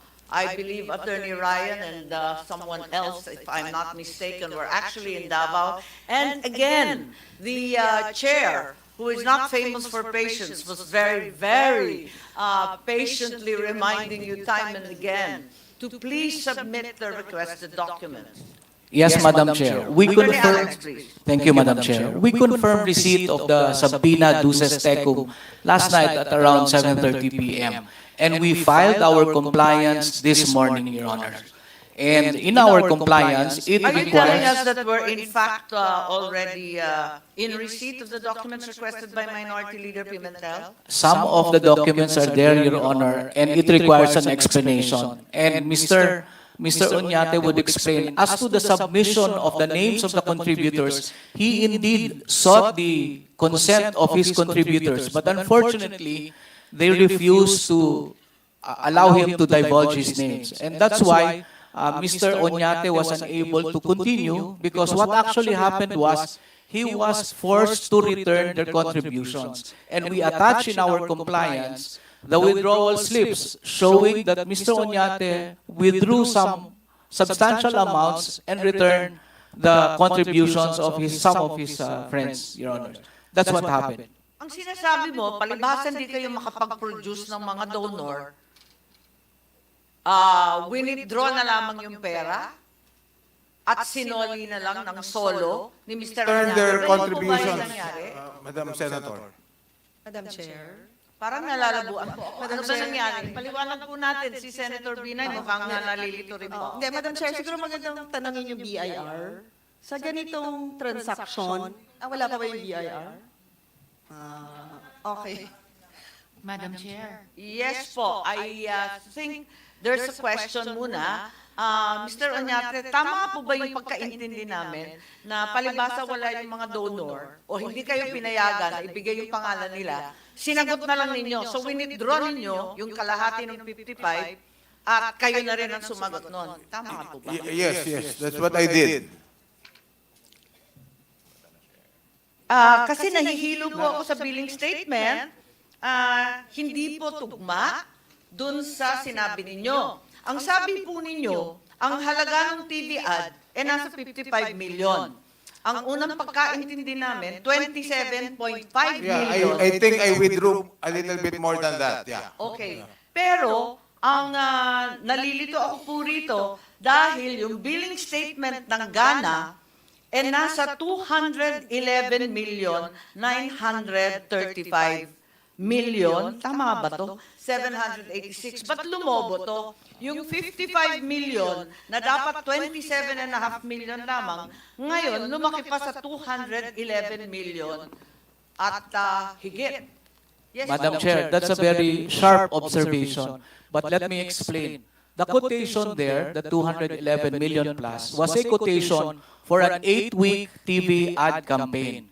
And what Mr. Oñate paid that 55 million represents payment for only 2 weeks, Madam Chair. You know, unang na-raise na amount, 55 million. That was good for 2 weeks, but unfortunately, it aired only for a few days. Thank you, Madam Chair. This looks like a bill. Parang bayad na to eh. No, Madam Chair, hindi pa po yan bayad. That is a quotation. That is a quotation sent by invoice, Madam Chair. In fact, Meron we... ba kayong official receipt, voucher, resibo na tumutugma dun sa 55 milyones? Madam Chair, we already requested Mr. Greg Garcia, our advertising guy, the creative firm, to submit so that we can comply an official receipt or a sales invoice as to the 55 million. We will submit that as soon as possible, Madam Chair. Yes, maybe urge Mr. Greg Garcia, who's Siguro friend just to to share, many of Madam us, Chair. to come and also attend or make a deposition so that we can get clarity on this matter. Yes, Siguro Senator Binay, just to please. share, Madam Chair, lahat naman tayo, nung tumatakbo tayo, alam natin yung proseso kung paano mag-book ng ads sa mga TV station. So, nagtataka lang ako na it's been almost a month. Kayo yung client, wala kayong kopya ng OR, ng placements nyo. So, nakakaduda na bakit na kay Mr. Garcia yung copy. Yun lang po, Madam Chair. Tama, hindi naman niya tataguin yun eh. Binayaran siya. Ba't siya magtatago ng resibo? Yes, Dapat Madam Chair. nagbayad ng may resibo, di ba? Hindi niya po itatago. We already spoke with Mr. Garcia and he told us that he will submit the invoice for the 55 million. That represents only for the 2 weeks TV ad campaign. For the information of the members, we actually invited Greg Garcia through Pirma to attend and help us clarify the situation. And the floor goes back to Senator Risa, who actually had questions pending. Sorry. It's all right, thank you, Madam Chair. Itanong ko lang kay Mr. Onyate kasi sabi nila, nag-withdraw kayo ng higit 27.5 million pesos para i-reimburse yung mga ibang donors nyo na ayaw nyong pangalanan sa komite. A little more than 27.5 million pesos. Magkano exactly ang withdraw nyo? I think I withdrew 28 million Kailan nyo po withdraw yung 28 million? last week. Anong araw po last week? At saang bangko po ninyo i-withdraw yung 28 million? I think the withdrawal slips have been submitted to the committee, Your So Honor. since sinabit nyo po sa komite, can you tell the committee verbally this time, anong withdrawal slip ang sinabmit nyo ng aling bangko on which day last week for the amount of 28 million pesos? Galing po yun sa tatlong account ko sa February 8 po. I withdrew the money from my personal bank accounts from 3 banks, February 8, from which BDO, banks po? BPI, and Union Bank. And yung tatlong withdrawal slips po ay nagtototal na 28 million pesos? Yes, Your Honor. Can we ask the COMSEC, Madam Chair, to confirm that those were the 3 withdrawal slips from BDO, BPI, and Union Bank? Totaling, Union Bank, yeah. Yes, totaling 28 million pesos on February 8. Yes, we are providing the members with copies. Yes, po. Yes, Attorney Alberto, please. Annex A, 6 million from BPI.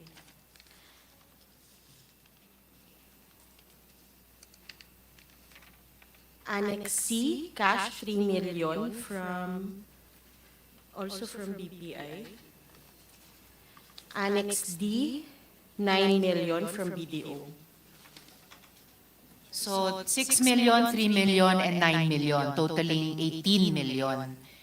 May Union Bank pa, di ba? At may Union Bank. Oo. Yung Union Bank, Annex B, 10 million. Yes, Secretary, please. Annex B, 10 million from Union Bank. So now totaling 28 million, Madam Chair. So the arithmetic tallies correctly, pero kulang pa rin yung impormasyon na hiningi ng komite 2 weeks ago to know who these donors were. And I think that's an issue, an important issue that remains unresolved, Madam Chair, and must be answered by the resource person before this investigation is concluded. Thank you, Madam Chair. Yes, Mr. Oñate wanted to- Yeah, for additional information of the committee, our contributors were also invoking their right to privacy. Madam Chair, ang sa akin lang, Mr. Oñate, nung pumasok sila sa ganitong advocacy, hindi pa dapat ready na sila and proud to say na ipinaglalaban nila itong charter change, itong People's Initiative. So parang nakakagulat na all of a sudden, parang hindi na sila naniniwala dun sa advocacy na pinondohan nila. Parang ganun na ho yung dumadating. So, kumbaga parang nabawasan na yung supporter nyo pagdating dito sa People's Initiative. Naniniwala po sila pero concerned po sila sa kanilang privacy at security. Madam Chair, bakit po sila concerned sa kanilang security? Ano bang banta sa security nila? Because I think right now there is a little bit of a controversy. There are anti People's Initiative, there are pro People's Initiative. They just didn't want to get into this fray, so they decided that they didn't want their names revealed. Okay, yes, Mr. Oñate, pero parang nalilito ako dahil biglang nag-atrasan, hiningi na yung resibo. Ba't naman nagkaganon? Hindi naman kami interesado sa kanilang kinikita, hindi naman kami nakikialam sa negosyo nila. Aalamin lang natin kung sino yung mga donor. Bagay na kailangan ipagmalaki, hindi naman ikahihiya. So, you are saying therefore, since they all opted out, kayo na lang ang sumagot. Tama po ba yun? Kasi nakakalito to dahil, strictly speaking, you cannot really invoke the right of other people, no? Dapat sila mag-invoke ng security and privacy concerns nila. Pero palibasa, hindi nga sila nagpapakita, wala tayong pangalan, hindi natin makumpleto yung diskusyon. Yes, because I think they know that they will be required to pay the BIR and all that, because some of the people, some of these contributors, they have actually contributed also to other. Yes, you were saying that they've actually been contributing to other political efforts. Sanay na sila sa politika. And they were never required to go to the BIR to pay donors tax. Tagal na po yung donors tax. Laki-laki nga dati, 20%. Linigitan na nga namin sa 10%. Kaya nagtataka ako, bakit siya... Madam Chair, if I may, please don't worry, this does not end here. We are still continuously, Mr. Oñate, still continuously trying to talk to these people. But unfortunately, the time is limited. But mahaba pa naman yung panahon. And please allow Mr. Oñate more time to speak with these people. And maybe later on, they will have enough courage to mention their names and perhaps even appear in the investigation. Thank you, Madam Chair. Thank you, but in the meantime, Mr. Oñate has paid for their share. So binuna ninyo yung 55 million, sinagot na lang ninyo in the meantime. So, eto nga, hinihingi rin natin, narito na yung BIR, si Attorney Bayan ng BIR, na hinihinga ni Senator Binay at ng Chair nung proof of payment ng donor's tax at iba pang dokumento na kinakailangan sa kada donasyon. Madam Chair, siguro maganda din malaman sa kay Attorney Bayan, ano ba yung proseso dun sa pagbabayad ng donor's tax? For example, itong transaction na to nangyari, January ba to? Or January, no, yung placement ng ad? Or December? Kailan ba dapat nagbabayad ng donor's tax? Within a month after or 3 months after? And how much do they need to pay? Good morning po, Madam Chair. So pag donor's tax po, 30 days po yan. Tapos 6% po. Unfortunately, Madam Chair, yung sa request niyo po kasi, the donor's tax, it's tax on the donation due on the donor. So sa system po namin, we try to extract the information na hinihingi po. Unfortunately, ma'am, pag hindi namin alam yung donor, hindi rin po namin mahanap yung info. Kasi yung, opo. Question. Katulad Hindi ba kailangan rin ninyo ng resibo o invoice or ipapakita na nag-donate? May donor's tax return lang po kasi voluntary payment po tayo. So pag final po yun with the amount, Yun na nga, kasi hindi pa rin nagpapakita ng resibong maayos eh. Hindi, tsaka, Madam Chair, kasi di ba nangyari nga, kailan mo na-collecta itong 27 million, Mr. Oñate? Kailan mo sila nag-donate? These were contributions by our supporters. Kailan po? Kailan po kayo nakatanggap ng actual cash from them? The past 3 weeks before we launched the People's Initiative Anong Movement. month? Or baka si Attorney Anisado can answer. Ma'am, we launched the TV ad January 2. So we presume it was January. We started it January 2. So it was first week of January, so 3 weeks prior to first week So of January. technically, anong treatment ng BIR ngayon? Supposed to be January nag-donate. So dapat February magbabayad na sila, di ba? 30 days after. Pero ngayon kasi parang binabawi na.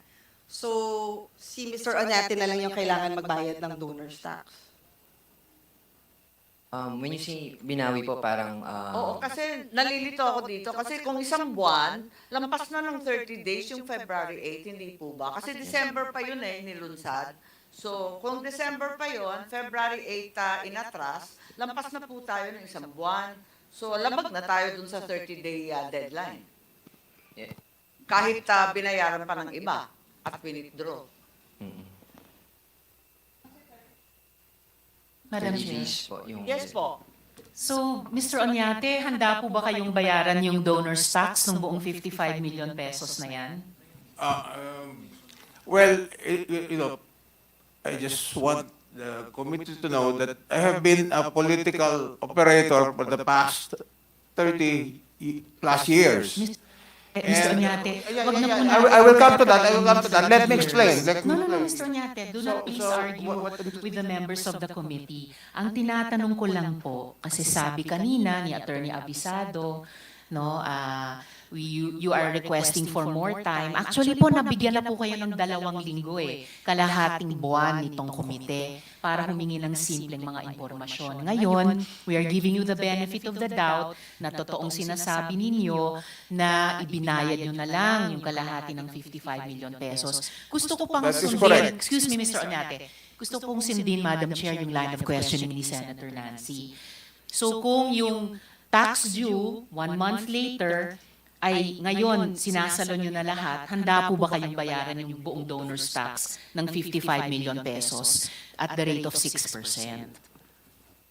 Madam Chair, if I may, that is a legal question. And No, Madam Chair, and I was asking Mr. Oñate, not the good attorney. Yeah, It is not a legal question po. It is a matter of fact. Facts po yung tinatanong ng komite. Iniiba-iba nyo yung mga sequence of events or yung events na nag-transpire. We are giving you the benefit of the doubt. Tinatanong ko lang po, a non-legal question, kung handa si Mr. Oñate, bayaran ang 6% donor's tax sa 55 million pesos dun sa ad na iyan. yes, ma'am. Yes, ma'am. If before he can answer, may we ask also, with all due respect to the BIR official, if the contribution was returned, is there still a taxable transaction? If there is, then Mr. Oñate will pay for it. But if there's none, baka wala na rin po. Thank you, Madam Chair. Actually, question lang kasi di ba on record, it's your law office who's the client of the network. Tama po ba? Kasi kayo yung nag-place ng ad Yes, ma'am, we So placed the technically, ad. the burden to pay BIR is also with your law office. Tama ba, BIR? It depends po kung anong tax ang babayaran. Since donation po siya, donor, dapat si donor po yung nagbayad po ng... Actually, magulo nga yung transaction kasi parang nakakuha ng pera si Mr. Oñate, binigay niya sa law office. Hindi, binigay daw in cash. If I'm correct, kaya ako nalilito sa narration of events, Senator Binay, nung una tayo nagtagpo, ang sabi sa hearing, dinala yung 55 million ni Mr. Oñate kay Greg Garcia. Diretso. Wala pang abogado noon. Kaya lang hindi mabuo ng pirma at ni Mr. Oñate yung documentary requirements, kaya ang Ghana Law Office ang siyang nagpirma at nagbigay ng documentary requirements. Tama po ba yun? That's according to the transcript, Attorney Abisado. Madam Chair. I would assume yung OR ng network, nakapangalan po sa law office.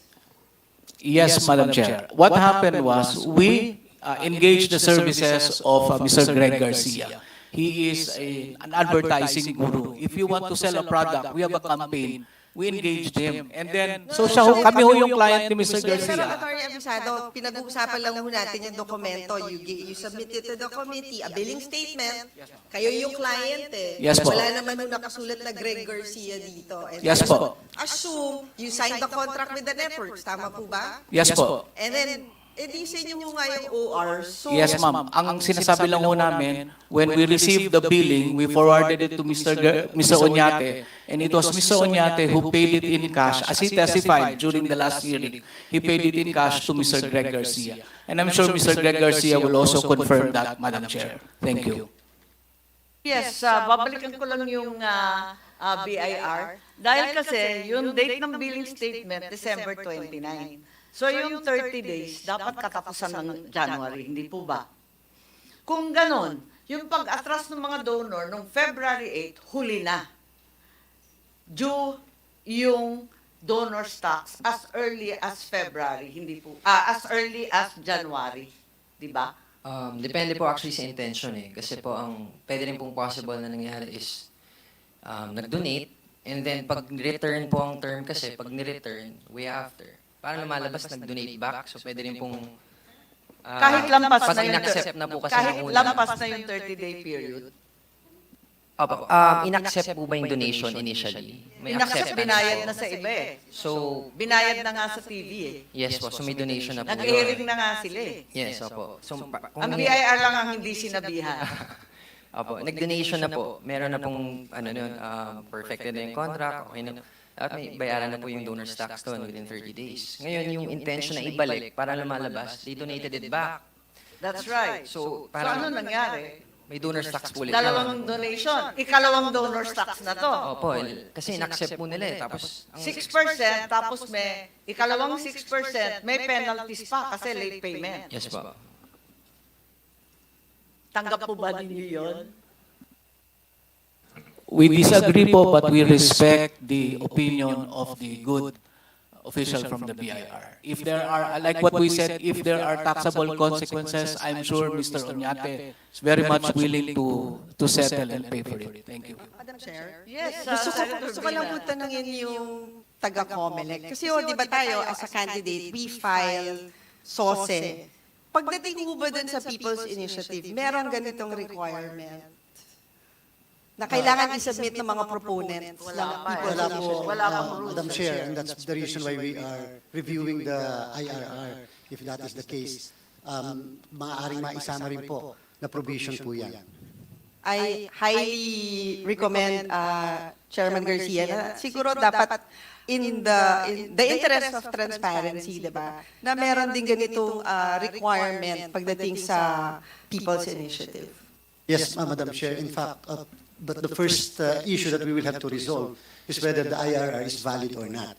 Because if there is really no enabling law, then there is no IRR, so to speak. So that we will have to come to other issues after the first issue. Naku, Chair Garcia, narinig naman natin lahat ng legal luminaries po ulit-ulit sinasabi, inadequate yung batas, mas lalo pa yung COMELEC resolution. Madam Chair. Yes, Chairman Garcia lang po. Madam Chair, that will be one of the issues to be resolved by our panel created for the purpose of reviewing the supposedly IRR for Republic Act 6735. Yes, I think Santiago very clearly prevails. Its dispositive portion is the rule and not the obiter. Hence, we should really go back to the legislature and produce a more comprehensive law, including the concerns of Senator Binay and Senator Ontiveros. Yes, Senator Risa, please. Gamanak, Madam Chair, I'd like to follow up on the line of questioning opened by the Chair at pati po yung pagbanggit ni Chair Garcia nung mga rules na yan, yung panel na iyan, and related, actually, larger issues. Chair Garcia, we've talked about the case of Santiago versus Comelec at length, in which the court ruled that RA 6735 was inadequate as an enabling law for people's initiative. That same year, 1997 also, the court issued a resolution in the case of Pirma versus Comelec. That case arose because Pirma filed a petition for people's initiative. But Comelec, following the clear ruling in Santiago, dismissed the petition of Pirma. Ibig sabihin po, naintindihan at tinatanggap ng Comelec ang kahulugan ng Santiago ruling. The case of Lambino naman po in 2006 arose because Comelec, again, denied the petition for people's initiative, quote, for lack of an enabling law governing initiative petitions to amend the Constitution, close quote. And the Comelec itself cited Santiago. Clearly, in the past, Comelec had an institutional history of respecting the Supreme Court and upholding the Santiago ruling. Narinig natin mismo, gaya ng nabanggit ni Chair, mismong sina Justice Carpio at Justice Ascuna, iba man ang opinyon nila sa sufficiency ng 6735, wala pong question. Walang question sa mismong desisyon ng Korte Suprema. Walang enabling law at dahil dito, walang jurisdiction. Sinabi na mismo ng Comelec noon, walang jurisdiction ang Comelec sa PI. Pero, noong 2020, biglang nag-issue ang Comelec ng sarili niyang rules, yung rules na binanggit po ng Chair. So, I am curious, Madam Chair, about what happened in 2020. Would you know, Chair Garcia, what prompted that turnaround in Comelec's interpretation of Santiago and the issuance of Resolution number 10650?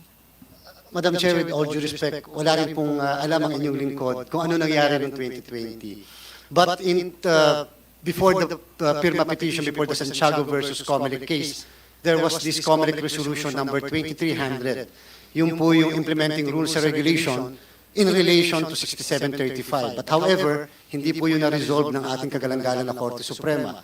Here comes now Comelec Resolution 7796. After po yun ng Santiago case. And then, after po ng Comelec Resolution 7796, nagkaroon nga po ng Comelec Resolution 10650, which was actually the resolution that we in the meantime suspended the implementation of. Doon po sa dalawang cases na yun po, Madam Chair, Your Honors, yung sa unang kaso ng Santiago versus Comelec, there was a petition filed. But which petition, according to the Supreme Court, should be dismissed simply because there is no enabling law, Republic 6735. That's correct, Mr. Chair. Mr. Chair, with all due respect, huwag na natin pagpilitan na ayos yung batas at ayos yung resolution ng Comelec. Pagkat ang liwaliwanag, yung Santiago pa rin ang prevailing, ba't ayaw natin sumunod doon? Ganun lang kasimple yun. In no way does Lambino amend or repeal ang nangyari doon sa Santiago. Bakit pinagpipilitan na Comelec na meron kayong karapatan at kapangyarihan magsariling sikap at gumawa ng batas? Hindi naman po pwede yun. You have the breadth and majesty of a constitutional commission's rule-making power, but you do not have legislative power. We fully agree, Madam Chair, and that's the reason why we suspended the implementation of 10650 because of the issue as to whether 10650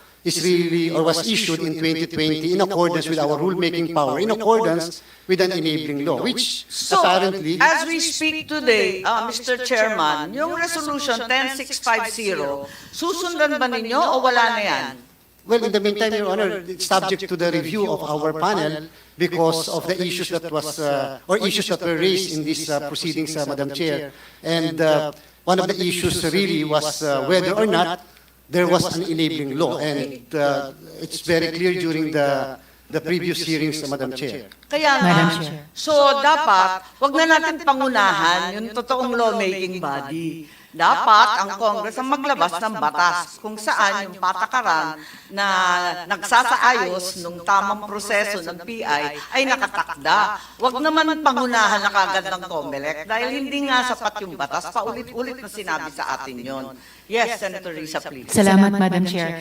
At kahit po kasi yung pag-issue ng Resolution 10650, Chair Garcia, reflection po yun na nagbago ang tingin ng COMELEC dun sa mga sinabi ng or inisyu ng mga desisyon ng Korte Suprema. Kanina, Madam Chair, sinabi ng Chair Garcia na wala silang alam dun sa turnaround ng interpretasyon ng COMELEC sa Santiago. Wala silang alam dun sa pag-issue ng 10650. Bakit po wala kayong alam dun sa turnaround na yon, Chair? Madam Chair, dahil yung inyong lingkod po was not yet at the Commission in 2020. Kung ganun po, what about mga signatories sa COMELEC Resolution 10650, Commissioners Marlon S. Casquejo at Socorro B. Inting? Pwede ko po ba silang tanungin, Madam Chair, what prompted that turnaround from the institutional memory and position of the COMELEC? Madam Chair, Commissioner Marlon Casquejo and Commissioner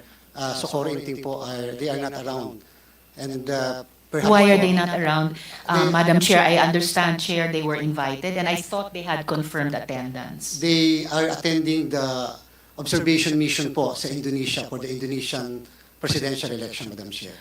Okay. But dahil napaka-importante din po nitong ating investigasyon, posible ba within the space of this morning or day's hearing, Madam Chair, maimbita sina Commissioner Casquejo at Inting kahit online sa ating embahada o konsulado sa Indonesia, kahit sagutin itong isang pero palagay ko po, Madam Chair, importanteng tanong na ito. Kasi parang may history na ang COMELEC, nire-respeto ang desisyon ng Supreme Court sa usaping ito, pero biglang nung 2020, nag-160-degree turn tapos nakapag-issue nga ng 10650. Yes, Madam Chair, we are going to immediately communicate to the two commissioners just in case po na hindi sila uma-attend sa isang event in Indonesia. We will definitely inform the committee regarding the request of the Honorable Senator. Maraming salamat po, Thank you very Chair. much. Yes, Madam Attorney Chair. Makalital is raising his hand. Let's keep it short. We have, we're only at the submission of documents and we have quite a few other subjects to cover. Yes, Attorney Yes, Your Mac. Honor, Madam Chair. I just want to point out that indeed the COMELEC cannot act and should never act anymore on initiative. Patay na ang initiative sa ngayon kasi as stated by the Honorable Chair, there is already an injunction made by the Supreme Court. As a matter of fact, the Supreme Court said the COMELEC is permanently enjoined. Very clear ang sabi ng Supreme Court sa Santiago case. COMELEC should be permanently enjoined from entertaining or taking cognizance of any petition for initiative on amendments of the Constitution until a sufficient law have been validly enacted. To date, there is no valid law that has been enacted. Therefore, any act of the COMELEC on matters pertaining to initiative, even a review of old rules or regulations, should not be made. That will be ultra vires, that will be unauthorized, because there is a permanent injunction. Now, there is also this matter of right to privacy by some contributors or supporters of the initiative. I think the right to privacy cannot be invoked by these supporters or contributors because they have signed as part of the initiative. They were proponents, they were contributors. And what did they state in the proposition that they have signed? They stated, among others, that we fully understand the proposition, which were explained to us in our own dialect, and we are aware of its advantages as well as its consequences and effects, as we have read the full text and contents thereof. Therefore, if the matter of if they would be asked to reveal their names as contributors, then they could not escape that particular liability because they themselves admitted that they are well aware of the consequences and effects of signing a petition for this initiative. Kaya itong initiative, siguro pwede nang ilibing sa limot muna sapagkat marami pang dapat na ayusin ang ating mga mababatas. Thank you very much, Attorney Mac, for reminding us that, in fact, an injunction is contained in the Santiago ruling, which we should honor to the present day. Yes, Attorney Abisado, what was that? Just a very quick reply from Pirma, Madam Chair, with all due respect to my idol, Attorney Rolly Makalintal, and also the good chairman and the commissioners of the COMELEC. It is Pirma's constitutional right to push for people's initiative. Not even the COMELEC, with all due respect, can kill that right. And the persons, our contributors, are not proponents. So they are not covered by the signature form that was read by Attorney Makalintal. Yun lang po, maraming salamat. Madam Chair. Yes, Senator Risa, please. Thank you, Madam Chair. Further to Attorney Makalintal's point, donors should reveal themselves. Unless talagang iba ang funder, unless iba yung tiga-pirma. No? So just for the record, Madam Chair. May I continue my questions to Chair Garcia? I would also like to offer the Senate's protection through an executive session, perhaps, or even a witness protection possibility. We have done this before for whistleblowers and such, and we are perfectly happy to do the same for your donors. Madam Chair, thank you. May I continue my questions to Chair Garcia? Yes, Madam Chair. Mission of documents, can we carry on later? Yes, Madam Chair. Thank you. Okay, thank you very much. I'd just like to put this aside. We thank the SEC, your representatives are here, I believe, and we are given to understand that, in fact, PIRMA no longer exists as of February 10, 2004. Is that correct? Yes, Madam Chair. Their certificate of registration has been revoked since February 10, 2004. So, when was this in fact registered? The PIRMA was registered or incorporated on March 12, 1997, Madam Chair. So, from 1997 to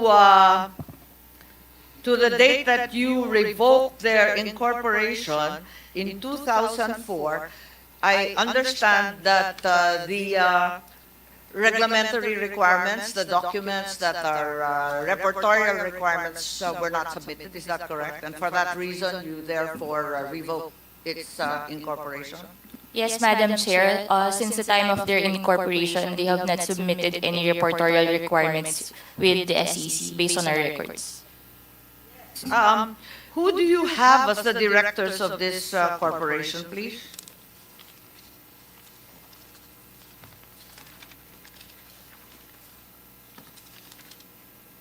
Yes, you have Mr. Pedrosa, I understand, Policarpio. Is that what, am I reading properly here? Yes, Madam Chair. Mr. Alberto Pedrosa, Mr. Alfonso Policarpio, Ms. Eliza Salapantan, Mr. Horacio Montefrio, and Ms. Carmen Pedrosa. Yes, and they have never reported or updated their documents with the SEC. Yes, Madam Chair. What we only have are their articles of incorporation and bylaws that they submitted at the time of their incorporation. The name of Mr. Noel Oñate does not occur? None, Madam Chair, at the time of their incorporation. The name of the attorney, Anthony Abad, does not occur? None, Madam Chair.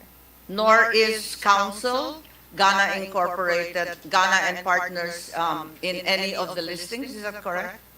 Yes, Madam Chair, none. I understand. Okay, thank you very much. Mr. Oñate, please, and the rest who have come as representatives of PIRMA, what is your participation in this non-existent corporation? Madam Chair, with regards to the corporate registration of PIRMA, may we inform the committee that we made submissions in the online portal of the SEC updating the email, and the contact persons. And after that, we are expecting a reply, hopefully, giving us a Kailan schedule. po yun, Attorney Abisado? It was made through an email, Memorandum Circular 28 Submission Portal, Kailan nga? February, just this February, Madam Chair. So pagkatapos lang ng hearing. Kasi Yes, ang yes, kukulit Madam ng Chair, senador. because it took time for Mr. Oñate to speak with his former associates in PIRMA, and we are, as soon as we are given the go signal You with are the going to assessment. update the website of a corporation that has not been in existence for 20 years. You are correct, Madam Chair, but the process is, Multo na to. the process is, Madam Chair, Wala we nang submit pirma, 20 anyos na. Ano pa pagpipilitan natin dito? that will lead to the filing of a petition for reinstatement once we were able to comply with the requirements and the payment of the penalties. That is our expectation from the SEC, Madam Chair, based on the rules of the SEC. Thank you. Tama po ba yun? Pagkatapos ng 2 dekada na hindi nagsasubmit ng anumang papel, buhay pa yung korporasyon? Ma'am, the proper process is they should have filed a petition to lift the order of revocation and not submit any the compliance for MC28 that was been mentioning by Attorney Abisado. So, Attorney Because the- Abisado, I think the SEC is questioning your legal competence. No, not really. Madam Chair, we cannot file a petition for reinstatement unless we update through this portal. Online submissions lang po lahat sa SEC. So we started updating. The next stage would be to submit the names, the new directors of PIRMA. You should be warned. Huwag mong tuturuan ng SEC ng trabaho nila. Baka mas hindi po. ma-trouble tayo nito. Hindi po, never Baka my ilibing intention. na yung pirma na yan. Hindi po. Patay na nga, lilibing Naghihintay pa. nga ho kami, nakikiusap kami, naghihintay kami na hopefully mapagbigyan at mabigyan ho kami ng assessment of the penalties which would allow us, once we pay, which would allow us to file a petition for reinstatement. Yun lang po. Madam Chair? Yes, Senator Binay. Hindi, naguguluhan lang ho ako, Attorney Abisado, dun sa timeline nyo eh. Nag-initiate kayo ng People's Initiative, pero hindi pa pala ayos yung documentation ng pirma nyo. Di ba dapat nag-due diligence muna kayo kung talagang may entity na pirma? Baka naman last minute lang to pahabol. May nakaalala na may pirma dati. At saka, kinalagkan na lang si Mr. Oñate na napakabait na nag-volunteer na rin. Di ba, Madam Ganun Chair, ba yun? if pirma does Gulo not... ba't walang Senator papel? Binay. Walang korporasyon, walang papel, walang resibo. Ano ba to? Lahat kababalagan? Hindi, so ang tanong, if pirma does not exist, it does not exist dahil wala na, revoked na siya by the SEC. So sino yung entity na nag-initiate na itong People's Initiative? Madam Chair, Senator Binay, to answer your question, totoo po yung observations ninyo. When we check the status of PIRMA, we knew na canceled na po yung registration. And we also knew that it would take a while bago po kami makapag-file ng petition for reinstatement. When we checked the rules, we found out that for purposes of a PI, Senator Marcos, Yes, Attorney it's only a Abisado. registered voter that is required to file for People's Initiative. And we are hoping by the time we file the petition, baka nga po umabot na kami doon sa part na makapagbayad na ho kami ng... Hindi sana hindi na ninyo ginamit yung pirma. Yung mga individual names na lang ang ninatag. People naman ito eh. Basta may tao doon na nakapirma, ayos na yon. Ba't pa kinalagkad yung pirma? Bakit ginamit-gamit pa itong kalansay na korporasyon na patay na? We understand your observation, Madam Chair. Advocacy ho kasi ni Mr. Oñate ang Hindi ba PIRMA. He last started minute it lang? Parang 1997. nakalagkad na lang to ng last minute para may mukha, para may pangalan. Ganun ba yun? Hindi Kasi po. parang And hindi Mr. naman- Oñate can answer, Madam Chair. Hindi, kasi parang nahuli lahat ng dokumento, hindi pa incorporated, biglaan to. Sino ba at bakit kayo nagmamadali? Sabi mo nga, dapat nagpetisyon pa. Dapat nag-ayos muna sa SEC. Dapat nagsabit na sangkatutak na dokumento para ma-revive yung korporasyon. Bakit minadali? Madam Chair, hindi po kami nagmadali. In fact, we want to clarify. Wala ho kaming deadline. Our deadline is once we reach the minimum required by the COMELEC. Madam Chair? May deadline po kayo ha. yung January 32 p.m. Nakalampas na kayo ng Madam isang Chair. beses. Okay, pwede matanong Senator lang po Rina. yung COMELEC. Kasi di ba, ilang percent na po yung nag-submit ng 3%? Based on the submitted certification that we submitted to this committee, Madam Chair, 211 po na legislative district out of the 253 And legislative out of, districts. and that 211, pirma yung nag-submit?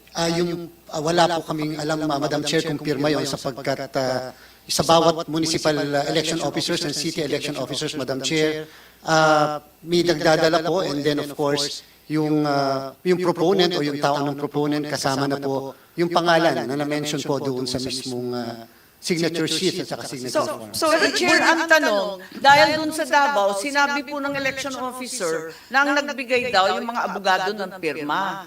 Tapos inako naman ng abogado ng pirma, sila daw yung legal counsel ng pirma. So, ano ang nire-represent ng Ghana Abisado? Nalilito na ako dito. Since non-existent nga. Senator Yes. Binay. Chair Garcia, is it possible for you to submit to the committee yung 211, kung sino yung nag-submit? Yes, Madam Chair. The certifications, all the certifications were submitted to this committee. Nandun din po yung mga names kung sino ang nagpa-receive sa Commission on Elections sa bawat local COMELEC namin. Yes, thank you very much, Chairman Garcia. We will await Madam that Chair. submission as well. Yes, Senator Risa. Since Chair Garcia is on board again, if I could ask my next question to him. Sige, Salamat, Madam hihiring na Chair. lang ako for the last documentary submission Yes, Madam Chair. from the past hearing, and that was for the BIR to submit whatever they had on record. And apparently, nothing is on record. Perhaps you can help us with Mr. Oñate's ITR, baka nandun sa kanyang gastusin. Ma'am, if they can provide us the names of the donors, we can search for the information asked by the committee. Si Mr. Oñate naman narito at buong-buo naman yung pangalan niya, baka naman matulungan ninyo kami sa kanyang mga gastusin. Unfortunately, ma'am, kasi meron tayong yung Section 270 under the tax code. The BIR can be penalized if we share any information in any returns filed by a taxpayer po. Okay. Unless may consent po na willing sila po na... Ayan ang hihingin natin kay Mr. Oñate. Sige, salamat. Palibasa siya na rin na nag-volunteer. Baka tuloy-tuloy na niya i-volunteer. Maraming salamat po. Senator Risa, please. Yamanak, Madam Chair. Back to Chair Garcia po. Sinabi niyo po nung nandito kayo nung unang hearing na ang daming issues sa fake PI na to at hindi niyo po alam paano i-address. Klarong-klaro yung dahilan, kulang ng enabling law at inamin niyo mismo na kulang din yung rules kaya po ninyo isinuspinde yung pag-apply nun, paggamit nun. So, tama po ba, Chair Garcia, sa ngayon na wala ngang batas para habulin ng COMELEC yung mga bumibili ng pirma di umano para sa People's Initiative? Madam Chair, yes. During our last hearing, before the hearing in Davao, the COMELEC said that if we are going to read the Omnibus Election Code po, lumalabas po, Madam Chair, na wala pa po tayong pumapasok na election period. At dahil po wala pa election period, wala pa po yung kapangyarihan ng COMELEC to punish for violation of the election law. Ngayon po, ang pinakamalapit po na nakikita natin na violation kung sakaling gumamit ng public fund ay ang Republic Act 3019 ng ating pong Anti-Graft and Corrupt Practices Act, ang Republic Act 6713 ng Ethical Standard for Government Officials and Employees, ang Revised Penal Code, yung pong ating malversation of public fund, and such other provision of the Omnibus Election Code. At maaari po, kung sakasakali magkakaroon ng legislation, maisama po na maging kapangyarihan ng COMELEC yung pong pag-punish naman ng acts committed katulad po dito sa People's Initiative because there is a principle in law that there is no crime if there is no law punishing it. Ang tawag po natin doon ay nullium crimen nullia pena sine lege. If there is no crime, there is no, so that act cannot be punished if there is no law. Yun po yung hinihintay po ng Commission on Election. Hindi po nakasama, Madam Chair, yung mga yung paghingi ng pagkuha ng signatures in a pirma petition. O pagkuha ng mga pirma in a PI for monetary consideration, yung pagbayad para dito, o pagbili ng pirma ng ating mga mamamayan. Tama po kayo, Madam Importante. Chair. Tama And po kayo. yung sinabi nyo nga po, Chair, na kung kung may maipasa na ang legislature. So, sinasabi nyo po na yun nga mismo ang trabaho namin sa legislature, gumawa ng batas na susundin naman o ipatutupad naman ng isang constitutional body tulad ng COMELEC. Tama po, Madam Chair. At yun po yung kadahilanan kung bakit mukhang kakailanganin din po ng amendment talaga ng Republic Act 6735. Salamat, Chair. At kung ganon, yung trabaho namin, gumawa ng batas na kayo ang magpapatupad. So ang trabaho nyo naman ng COMELEC is to administer and enforce election laws, not at any time to create them out of thin air. Tama po, Madam Chair. And yun po yung kadahilanan kung bakit yung po mga kakulangan sa aming pong guidelines ay hindi namin basta pwedeng mag-ilagay kahit pasabihin natin for specificity purposes sapagkat we cannot rise above the source. So dapat po muna mayroong batas na ipapatupad po ng Commission on Elections. Opo, so ang isang lupon ng guidelines ng COMELEC ay hindi katumbas ng isang batas. Sabi nyo nga po, guidelines cannot rise above their source. Isang batas, lalo na kung wala pang source. Kung wala pang sapat na batas na, sabi nyo nga po, kami po sa legislatura ang maglilikha noon. Tama po kay Madam Chair. Yun po yung kadahilanan, punot dulo ng suspension ng komisyon ng rules at lahat ng proceedings patungkol sa People's Initiative. Salamat po. At sa mga ganong pananalita na punot dulo. Sa Lambino versus COMELEC naman po, the court reiterated this following statement. It is a fundamental principle that the Constitution can only be revised or amended in the manner prescribed by the instrument itself, and that any attempt to revise a Constitution in a manner other than the one provided in the instrument is almost invariably treated as extra-constitutional and revolutionary. Sang-ayon po ba kayo dito? Ay, opo, Madam Chair. At in fact po, dun sa nasite niyo po na Lambino versus COMELEC at Santiago versus COMELEC, yung dalawang petitions po na yun, nagkaroon na po ng formal petition sa COMELEC. Sa kasalukuyan po talaga, Madam Chair, bago po kami nag-suspend, in all fairness to the Commission, wala pa pong kahit isang formal na petition na nakafile sa Commission Election. Therefore po, kung sakali lang po dumating sana noon, bago kami nag-suspend yung formal na petition, tsaka po namin i-apply lahat. Yun ang pag-usapan natin dito po sa pagdinig ng komite ng Senado po. At kung nangyari po yun, Chair, na may formal petition na nakarating sa inyo bago nyo sinuspinde yung application ng rules o guidelines, still, would you agree, and today, before this committee, would you agree that public officers and government instrumentalities should exercise only those powers and functions granted them by law? Madam Chair, Your Honors, although I do not want to bind the members of the other members of the Commission, but as far as this representation is concerned, when the COMELEC determines sufficiency and form and substance, then the determination of sufficiency may come to the determination as to whether 6735 is the valid enabling law in accordance with Article 17, Section 2 of the Constitution. Pero sabi niyo po, you don't want to bind the other members of the commission. Pero kayo po yung chair. So, kayo po yung kumbaga pinaka-authoritative voice na papanggigan namin. Kung isa lang nga na miyembro ng COMELEC ang pwede namin itanong sa ganitong hearing, kayo po talaga bilang chair. And I hope I'm not sensing a bit of stepping back dun sa mga nauna nyo ng very definitive at satisfactory statements. Yung sinabi nyo, you may pass on the form and substance. Kasasabi nyo nga po ay wala pong sufficient na batas from which guidelines, valid guidelines, may emanate from the COMELEC. Tama po kayo, Madam Chair. At in fact, kinakailangang reviewin namin mabuti. Ano ba talaga yung eksaktong sinabi sa Santiago? Ano ba talaga ang dahilan sa Lambino? Bakit despite the Santiago and despite the Lambino, nag-promulgate pa rin ang komisyon at that time ng COMELEC Resolution 10650? So by finding the reason why, Madam Chair, and that will lead to the conclusion. We are now siding with the pronouncement that 6735 may indeed be an inadequate law, and therefore our guidelines may likewise be inadequate and therefore even null and void, so to speak, simply because there is no IRR if there is no law, so to speak, Madam Chair. There is no law. It's not just so to speak. Well, or there is no sufficient law. I'm glad to hear, Madam Chair, the Chair concurring with the decisions of the Supreme Court.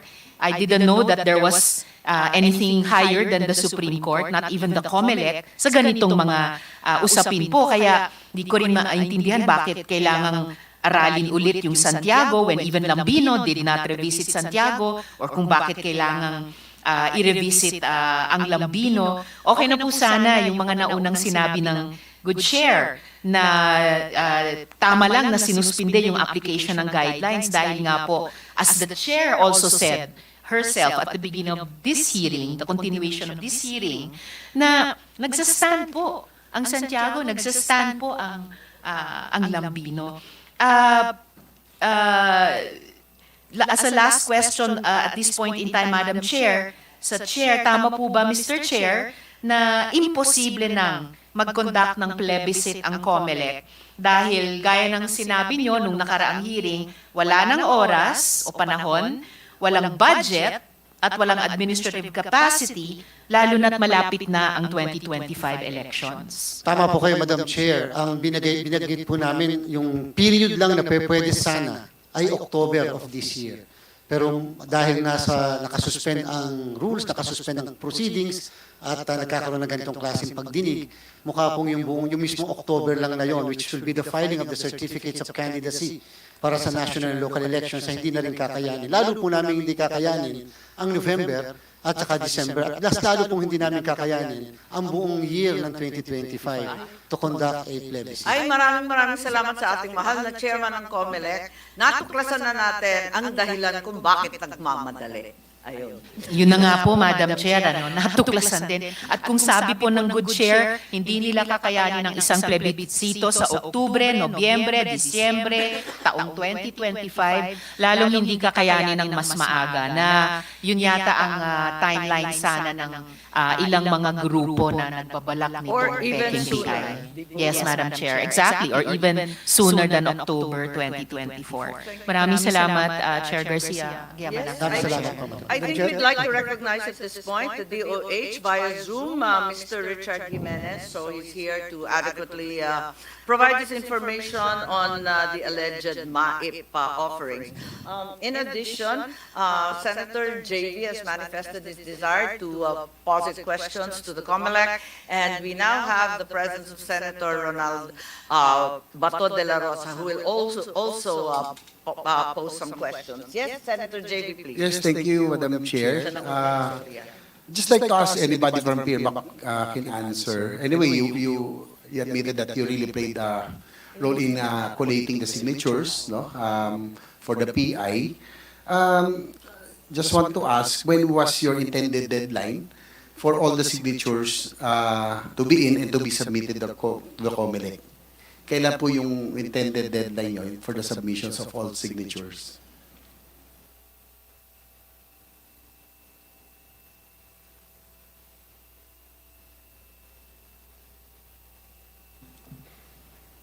Our schedule is the minute we get the 12% nationwide and plus the 3% minimum per congressional district, we were gonna file the petition with the COMELEC. So there was no specific date? For example? No specific date. But our estimate was from the date of launching, January 2, we were expecting to finish everything within 2 to 3 months. But that's just our estimate. 2 to 3 months. But I would like to ask yours, Chair, sa COMELEC, probably Chairman can answer.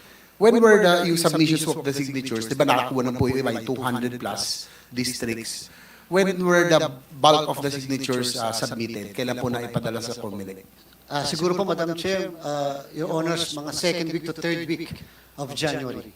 Second to third week of January. Kasi meron po akong narinig, I don't know if you can confirm, yung deadline daw was really January 14 for all to for all the signatures of the forms from the different districts to be in already and to be submitted to the COMELEC. Siguro, Mr. Uñate or Attorney Abisado, Attorney Gana, can you confirm that January 14 was the targeted date for the submissions of the signatures? Senator JB, you know, I already declared the past hearing. I have a slight hearing problem. So your question is, yung January 14 kasi. were we going to file the petition last January 13? January 14, parang yun yung narinig namin that was the intended deadline for all the districts to be able to collect all the signatures, January 14. I don't think so, because as of rough estimate, as of last week, Friday of last week, I was informed that we have already reached 14%. So that's more than the 12% necessary. And But the COMELEC chair already said ang karamihan ng submissions were done second week of January. Madam Chair, kasi ang tanong ko lang dito, why January 14 and how come there's a timeline, no? Parang lumalabas na may hinahabol talaga. And ang suspicion ko, Meron talagang tinext na timeline mula pa ng December bago pa magpasko. and that's why January 14 kasi we were on break at that time. So, yun lang. We were on break, so we were all caught by surprise, Madam Chair. Madam Chair? Madam Chair, siguro Past break ang title. maybe just for submission, kasi for this type of initiative, kailangan may organizational chart, di ba? So maybe we can ask Sir Anate or Attorney Abad, ano ho ba yung organizational setup ninyo pagdating dito sa People's Initiative? Kasi for example, dito sa Caloocan, sa NCR, a certain proponent, Jose Isagani M. Gonzales. Miyembro ho ba ng grupo nyo itong si Gonzales? Ito bang mga nag-submit na 211 sa COMELEC, bahagi ba sila ng organizational charts? Hindi ko alam kung proper pa na tawaging pirma because pirma does not exist. So, hindi ko alam kung anong bagong pangalan nyo. May ganun ho ba kayong organizational setup? Senator Binay, actually, the operations guy of Pirma was also invited in this hearing. Unfortunately, he could not make it. His name is Attorney Red Tuason, and I'm sure he will be able to answer all the questions of all the people or volunteers of Pirma in the field. Mr. Uñate ho kasi hindi naman niya kilala yung mga tao sa field. But the operations group would be able to answer all your questions po. Yes, I confirm Attorney Abisado's comment, given that we got a response from Attorney Red, stating that he would be back from his trip overseas on February 12, and perhaps then we'll have the opportunity to ask him directly. Maybe, Madam Chair, he can submit or siguro sa opisina niya meron kayong blackboard na nakasulat, di ba? I mean, ito, People's Initiative, hindi ito ganun kadali. Kailangan merong organization na nabuo para maging successful itong People's Initiative.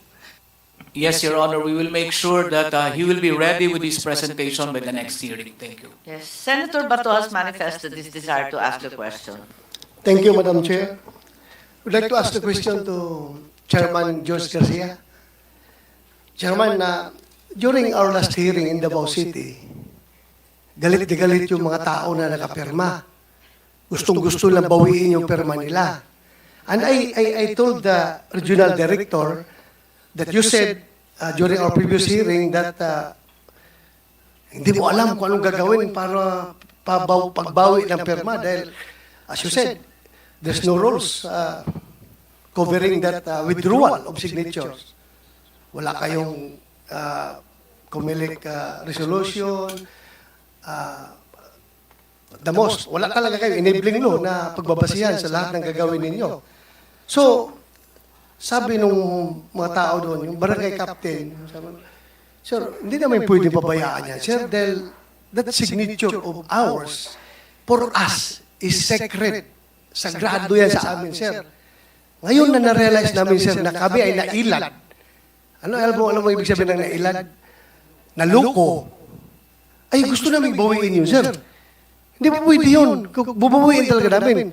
Tinanong ko yung regional director, kung gusto nilang bawiin, mabawi ba nila yung kanilang signature? Sabi ng regional director Tambuang, sir, in the absence of any rules, policies, I don't know how to do that. Sabi niya, maybe sir, yung nag-submit sa amin na abogado, nakilala man yun, Madam Chairman, di ba? Sino yung abogado na nag-submit, baka pwede pa namin at the very least, may balik sa kanila kung gusto lang ibawiin. Attorney Alex Cunanan. So, I told the barangay captain sa kayong mga tao, nandun, kilalaman nyo yung abogado na yun. Puntahan nyo. Sinasabi ng mga tao, sir, pressure namin yung abogado na yan. Hanapin namin yan para makuha. Now, the next question is, halimbawa, yung mga election officers doon, no, na nagbigay ng certification, na nag-receive sa mga signatures, maawa sila sa mga tao. Kasi kababayan nila eh. Alam na, ayaw nila yung kababayan lang na maisahan, ayaw nila yung kababayan lang na maluko. Sabi na election commissioners, masakit sa kaluban namin, sir, na yung kababayan namin naloko sa perma. Kaya baka bibigay sila, ibigay na balik yung signature. Kung kukunin nila, sagrado yan. Kanila yan. Ngayon, kung bibigay yung mga election commissioner, ibigay nila, hindi naman kailangan ito. Balik namin yung perma sa inyo. Wala, hindi naman kami kikita dito. Kaya yun yan. Okay. Pag ibalik nila, are they, those election officers, liable criminally, or at the very least, administratively, as far as your office is concerned? Kung gagawin nila yan? Madam Chair, Your Honors, in the absence of the rules, in the meantime, wala naman pong criminal liability. Baka lang po administrative kasi po accountability namin parang isang nagpa-receive ng sulat. Remember po, Madam Chair, with all due respect, under 6713 po, pagka nga po nagpa-receive ng sulat sa isang ahensya ng pamahalaan, dapat po ay masagot in 15 days. Parang ganun din po. Ngayon po, para po masolve na lang yung problema, na katulad po at napakaganda po yung nabanggit ng ating kagalang-galang Senator Bato de la Rosa, the COMELEC will be issuing the directive to our local COMELEC on what to do with these documents or with these signatures just in case our people who signed the signatures would like to withdraw the signatures from the signature sheets. In the meantime, parang stopgap measure po muna hanggat wala talaga yung review namin. Para lang po sa puso at isip ng mga kababayan natin, at least po, kung sa palagay po nila sila ay naloko, nalinlang, pwede po nila ma-withdraw yung kanilang signature doon po sa nasa amin. Thank you for that. Thank you for that. Because ang tingin kasi ng taong bayan, yung mga tao na naloko sa perma, sabi nila, ang dali-dali magpakuha ng perma sa amin with that promise. Tapos ngayon, ang hirap palang i-withdraw. Nung na-realize namin na naloko kami, gusto namin i-withdraw, ang hirap pala. So, paano bang sabi ng ordinaryong tao na sinabihan lang na bibigyan kayo ng AX, ito yung coupon. Nakita mo yung hearing namin? Inisyuhan sila ng mga coupon na para pang-claim nila in the near future, pag-release na yung, ano kaya yung resolution, AKAP ba yun o AKAP, AX o whatever. Ako, bago lang yung AKAP sa akin, very foreign to me ha. Para bang tingin ko is designed for PI yung AKAP na yan eh. Hindi ko lang talaga alam, pero bago sa akin pandinig yan. Ngayon, sabihin kasi na ordinaryong tao, ano ba itong gobyerno na ito? Porque ordinaryong tao lang kami, pahirapan kami, karapatan na nga namin yan ang nababayulit. Gusto nga na karapatan namin yan, bawiin yung aming perma. Hindi pa ibibalik sa amin. So it's very, very injustice on the part of the ordinaryong tao. So it is incumbent on your part as COMELEC, sana gawa ninyo ng action dahil yung mga tao doon sa Davao, kung parang sa manok pa, nagpapanikad na ba? Gano'n na, gusto na talagang sumugod sa election officer, COMELEC election officer's office para kunin yung kailang perma. So please, bilisan nyo yan para mabigyan nyo ng guidelines yung mga tao nyo doon sa baba Tali yung mga tao naman yung sa baba, they are willing to do that kung may clearance sa'yo. Yes, Madam Chair. Wala naman sigurong nagkukontrol sa'yo, no? Wala naman sigurong pipigil sa'yo na gawin yan. Yes, Madam Chair, Your Honors, gagawin po namin. And again, sa mga nanonood po sa kasalukuyan, gusto lang po namin i-guarantee lahat po ng mga signature sheets na yan, kasama yung mga signatures, at this point ay walang kwenta. Mere scrap of papers. Kasi wala pa naman pong visa o kadahilanan kung bakit at paano nila gagamitin yung Sa'yo, walang kwenta. Pero sa nag-initiate na malaki na ang ginastos, malaki na ang kapital ang nasunog, ay sabi mo nga, there's no deadline, expiry. There's no expiration date. So pag nakalimutan na yung issue about PI, pwede ka na naman gabangin ng mga nag-initiate yan, tuloy natin yan, dahil kompleto na. We have already, sobra-sobra nga ang na-claim, nakuha nila eh. Yung ibang distrito, hindi lang 3%. Yung iba, 20% ang nakuha nila. So, talagang malaki na investment nila dyan. Pwede nilang i-revive yung effort na yan pagtatahimik na naman ito issue na ito. Kaya, dapat may balik sa kanilang perma na yan. Sagrado yan, Commissioner. Hindi ako bugado ha, pero ordinaryong tao lang ako, pero para sa akin, pag ako'y pipirma, paninindigan ko yan. Pwede mo akong maikulong dyan kung pumirma ako at pwede akong mamatay dyan sa pirma na yan. Diba? Sa atin, sa ordinaryong tao. Kaya yung tao na yun, tulungan rin natin na ma-preserve yung kanilang dignity. They want to get back their dignity na hindi sila maloko sa ginaganon. O ito, merong card dito. Pirma kayo, bigyan kayo ng card. Later on, that card can be claimed for cash ayuda from the government. Yun ang sabi sa kanila.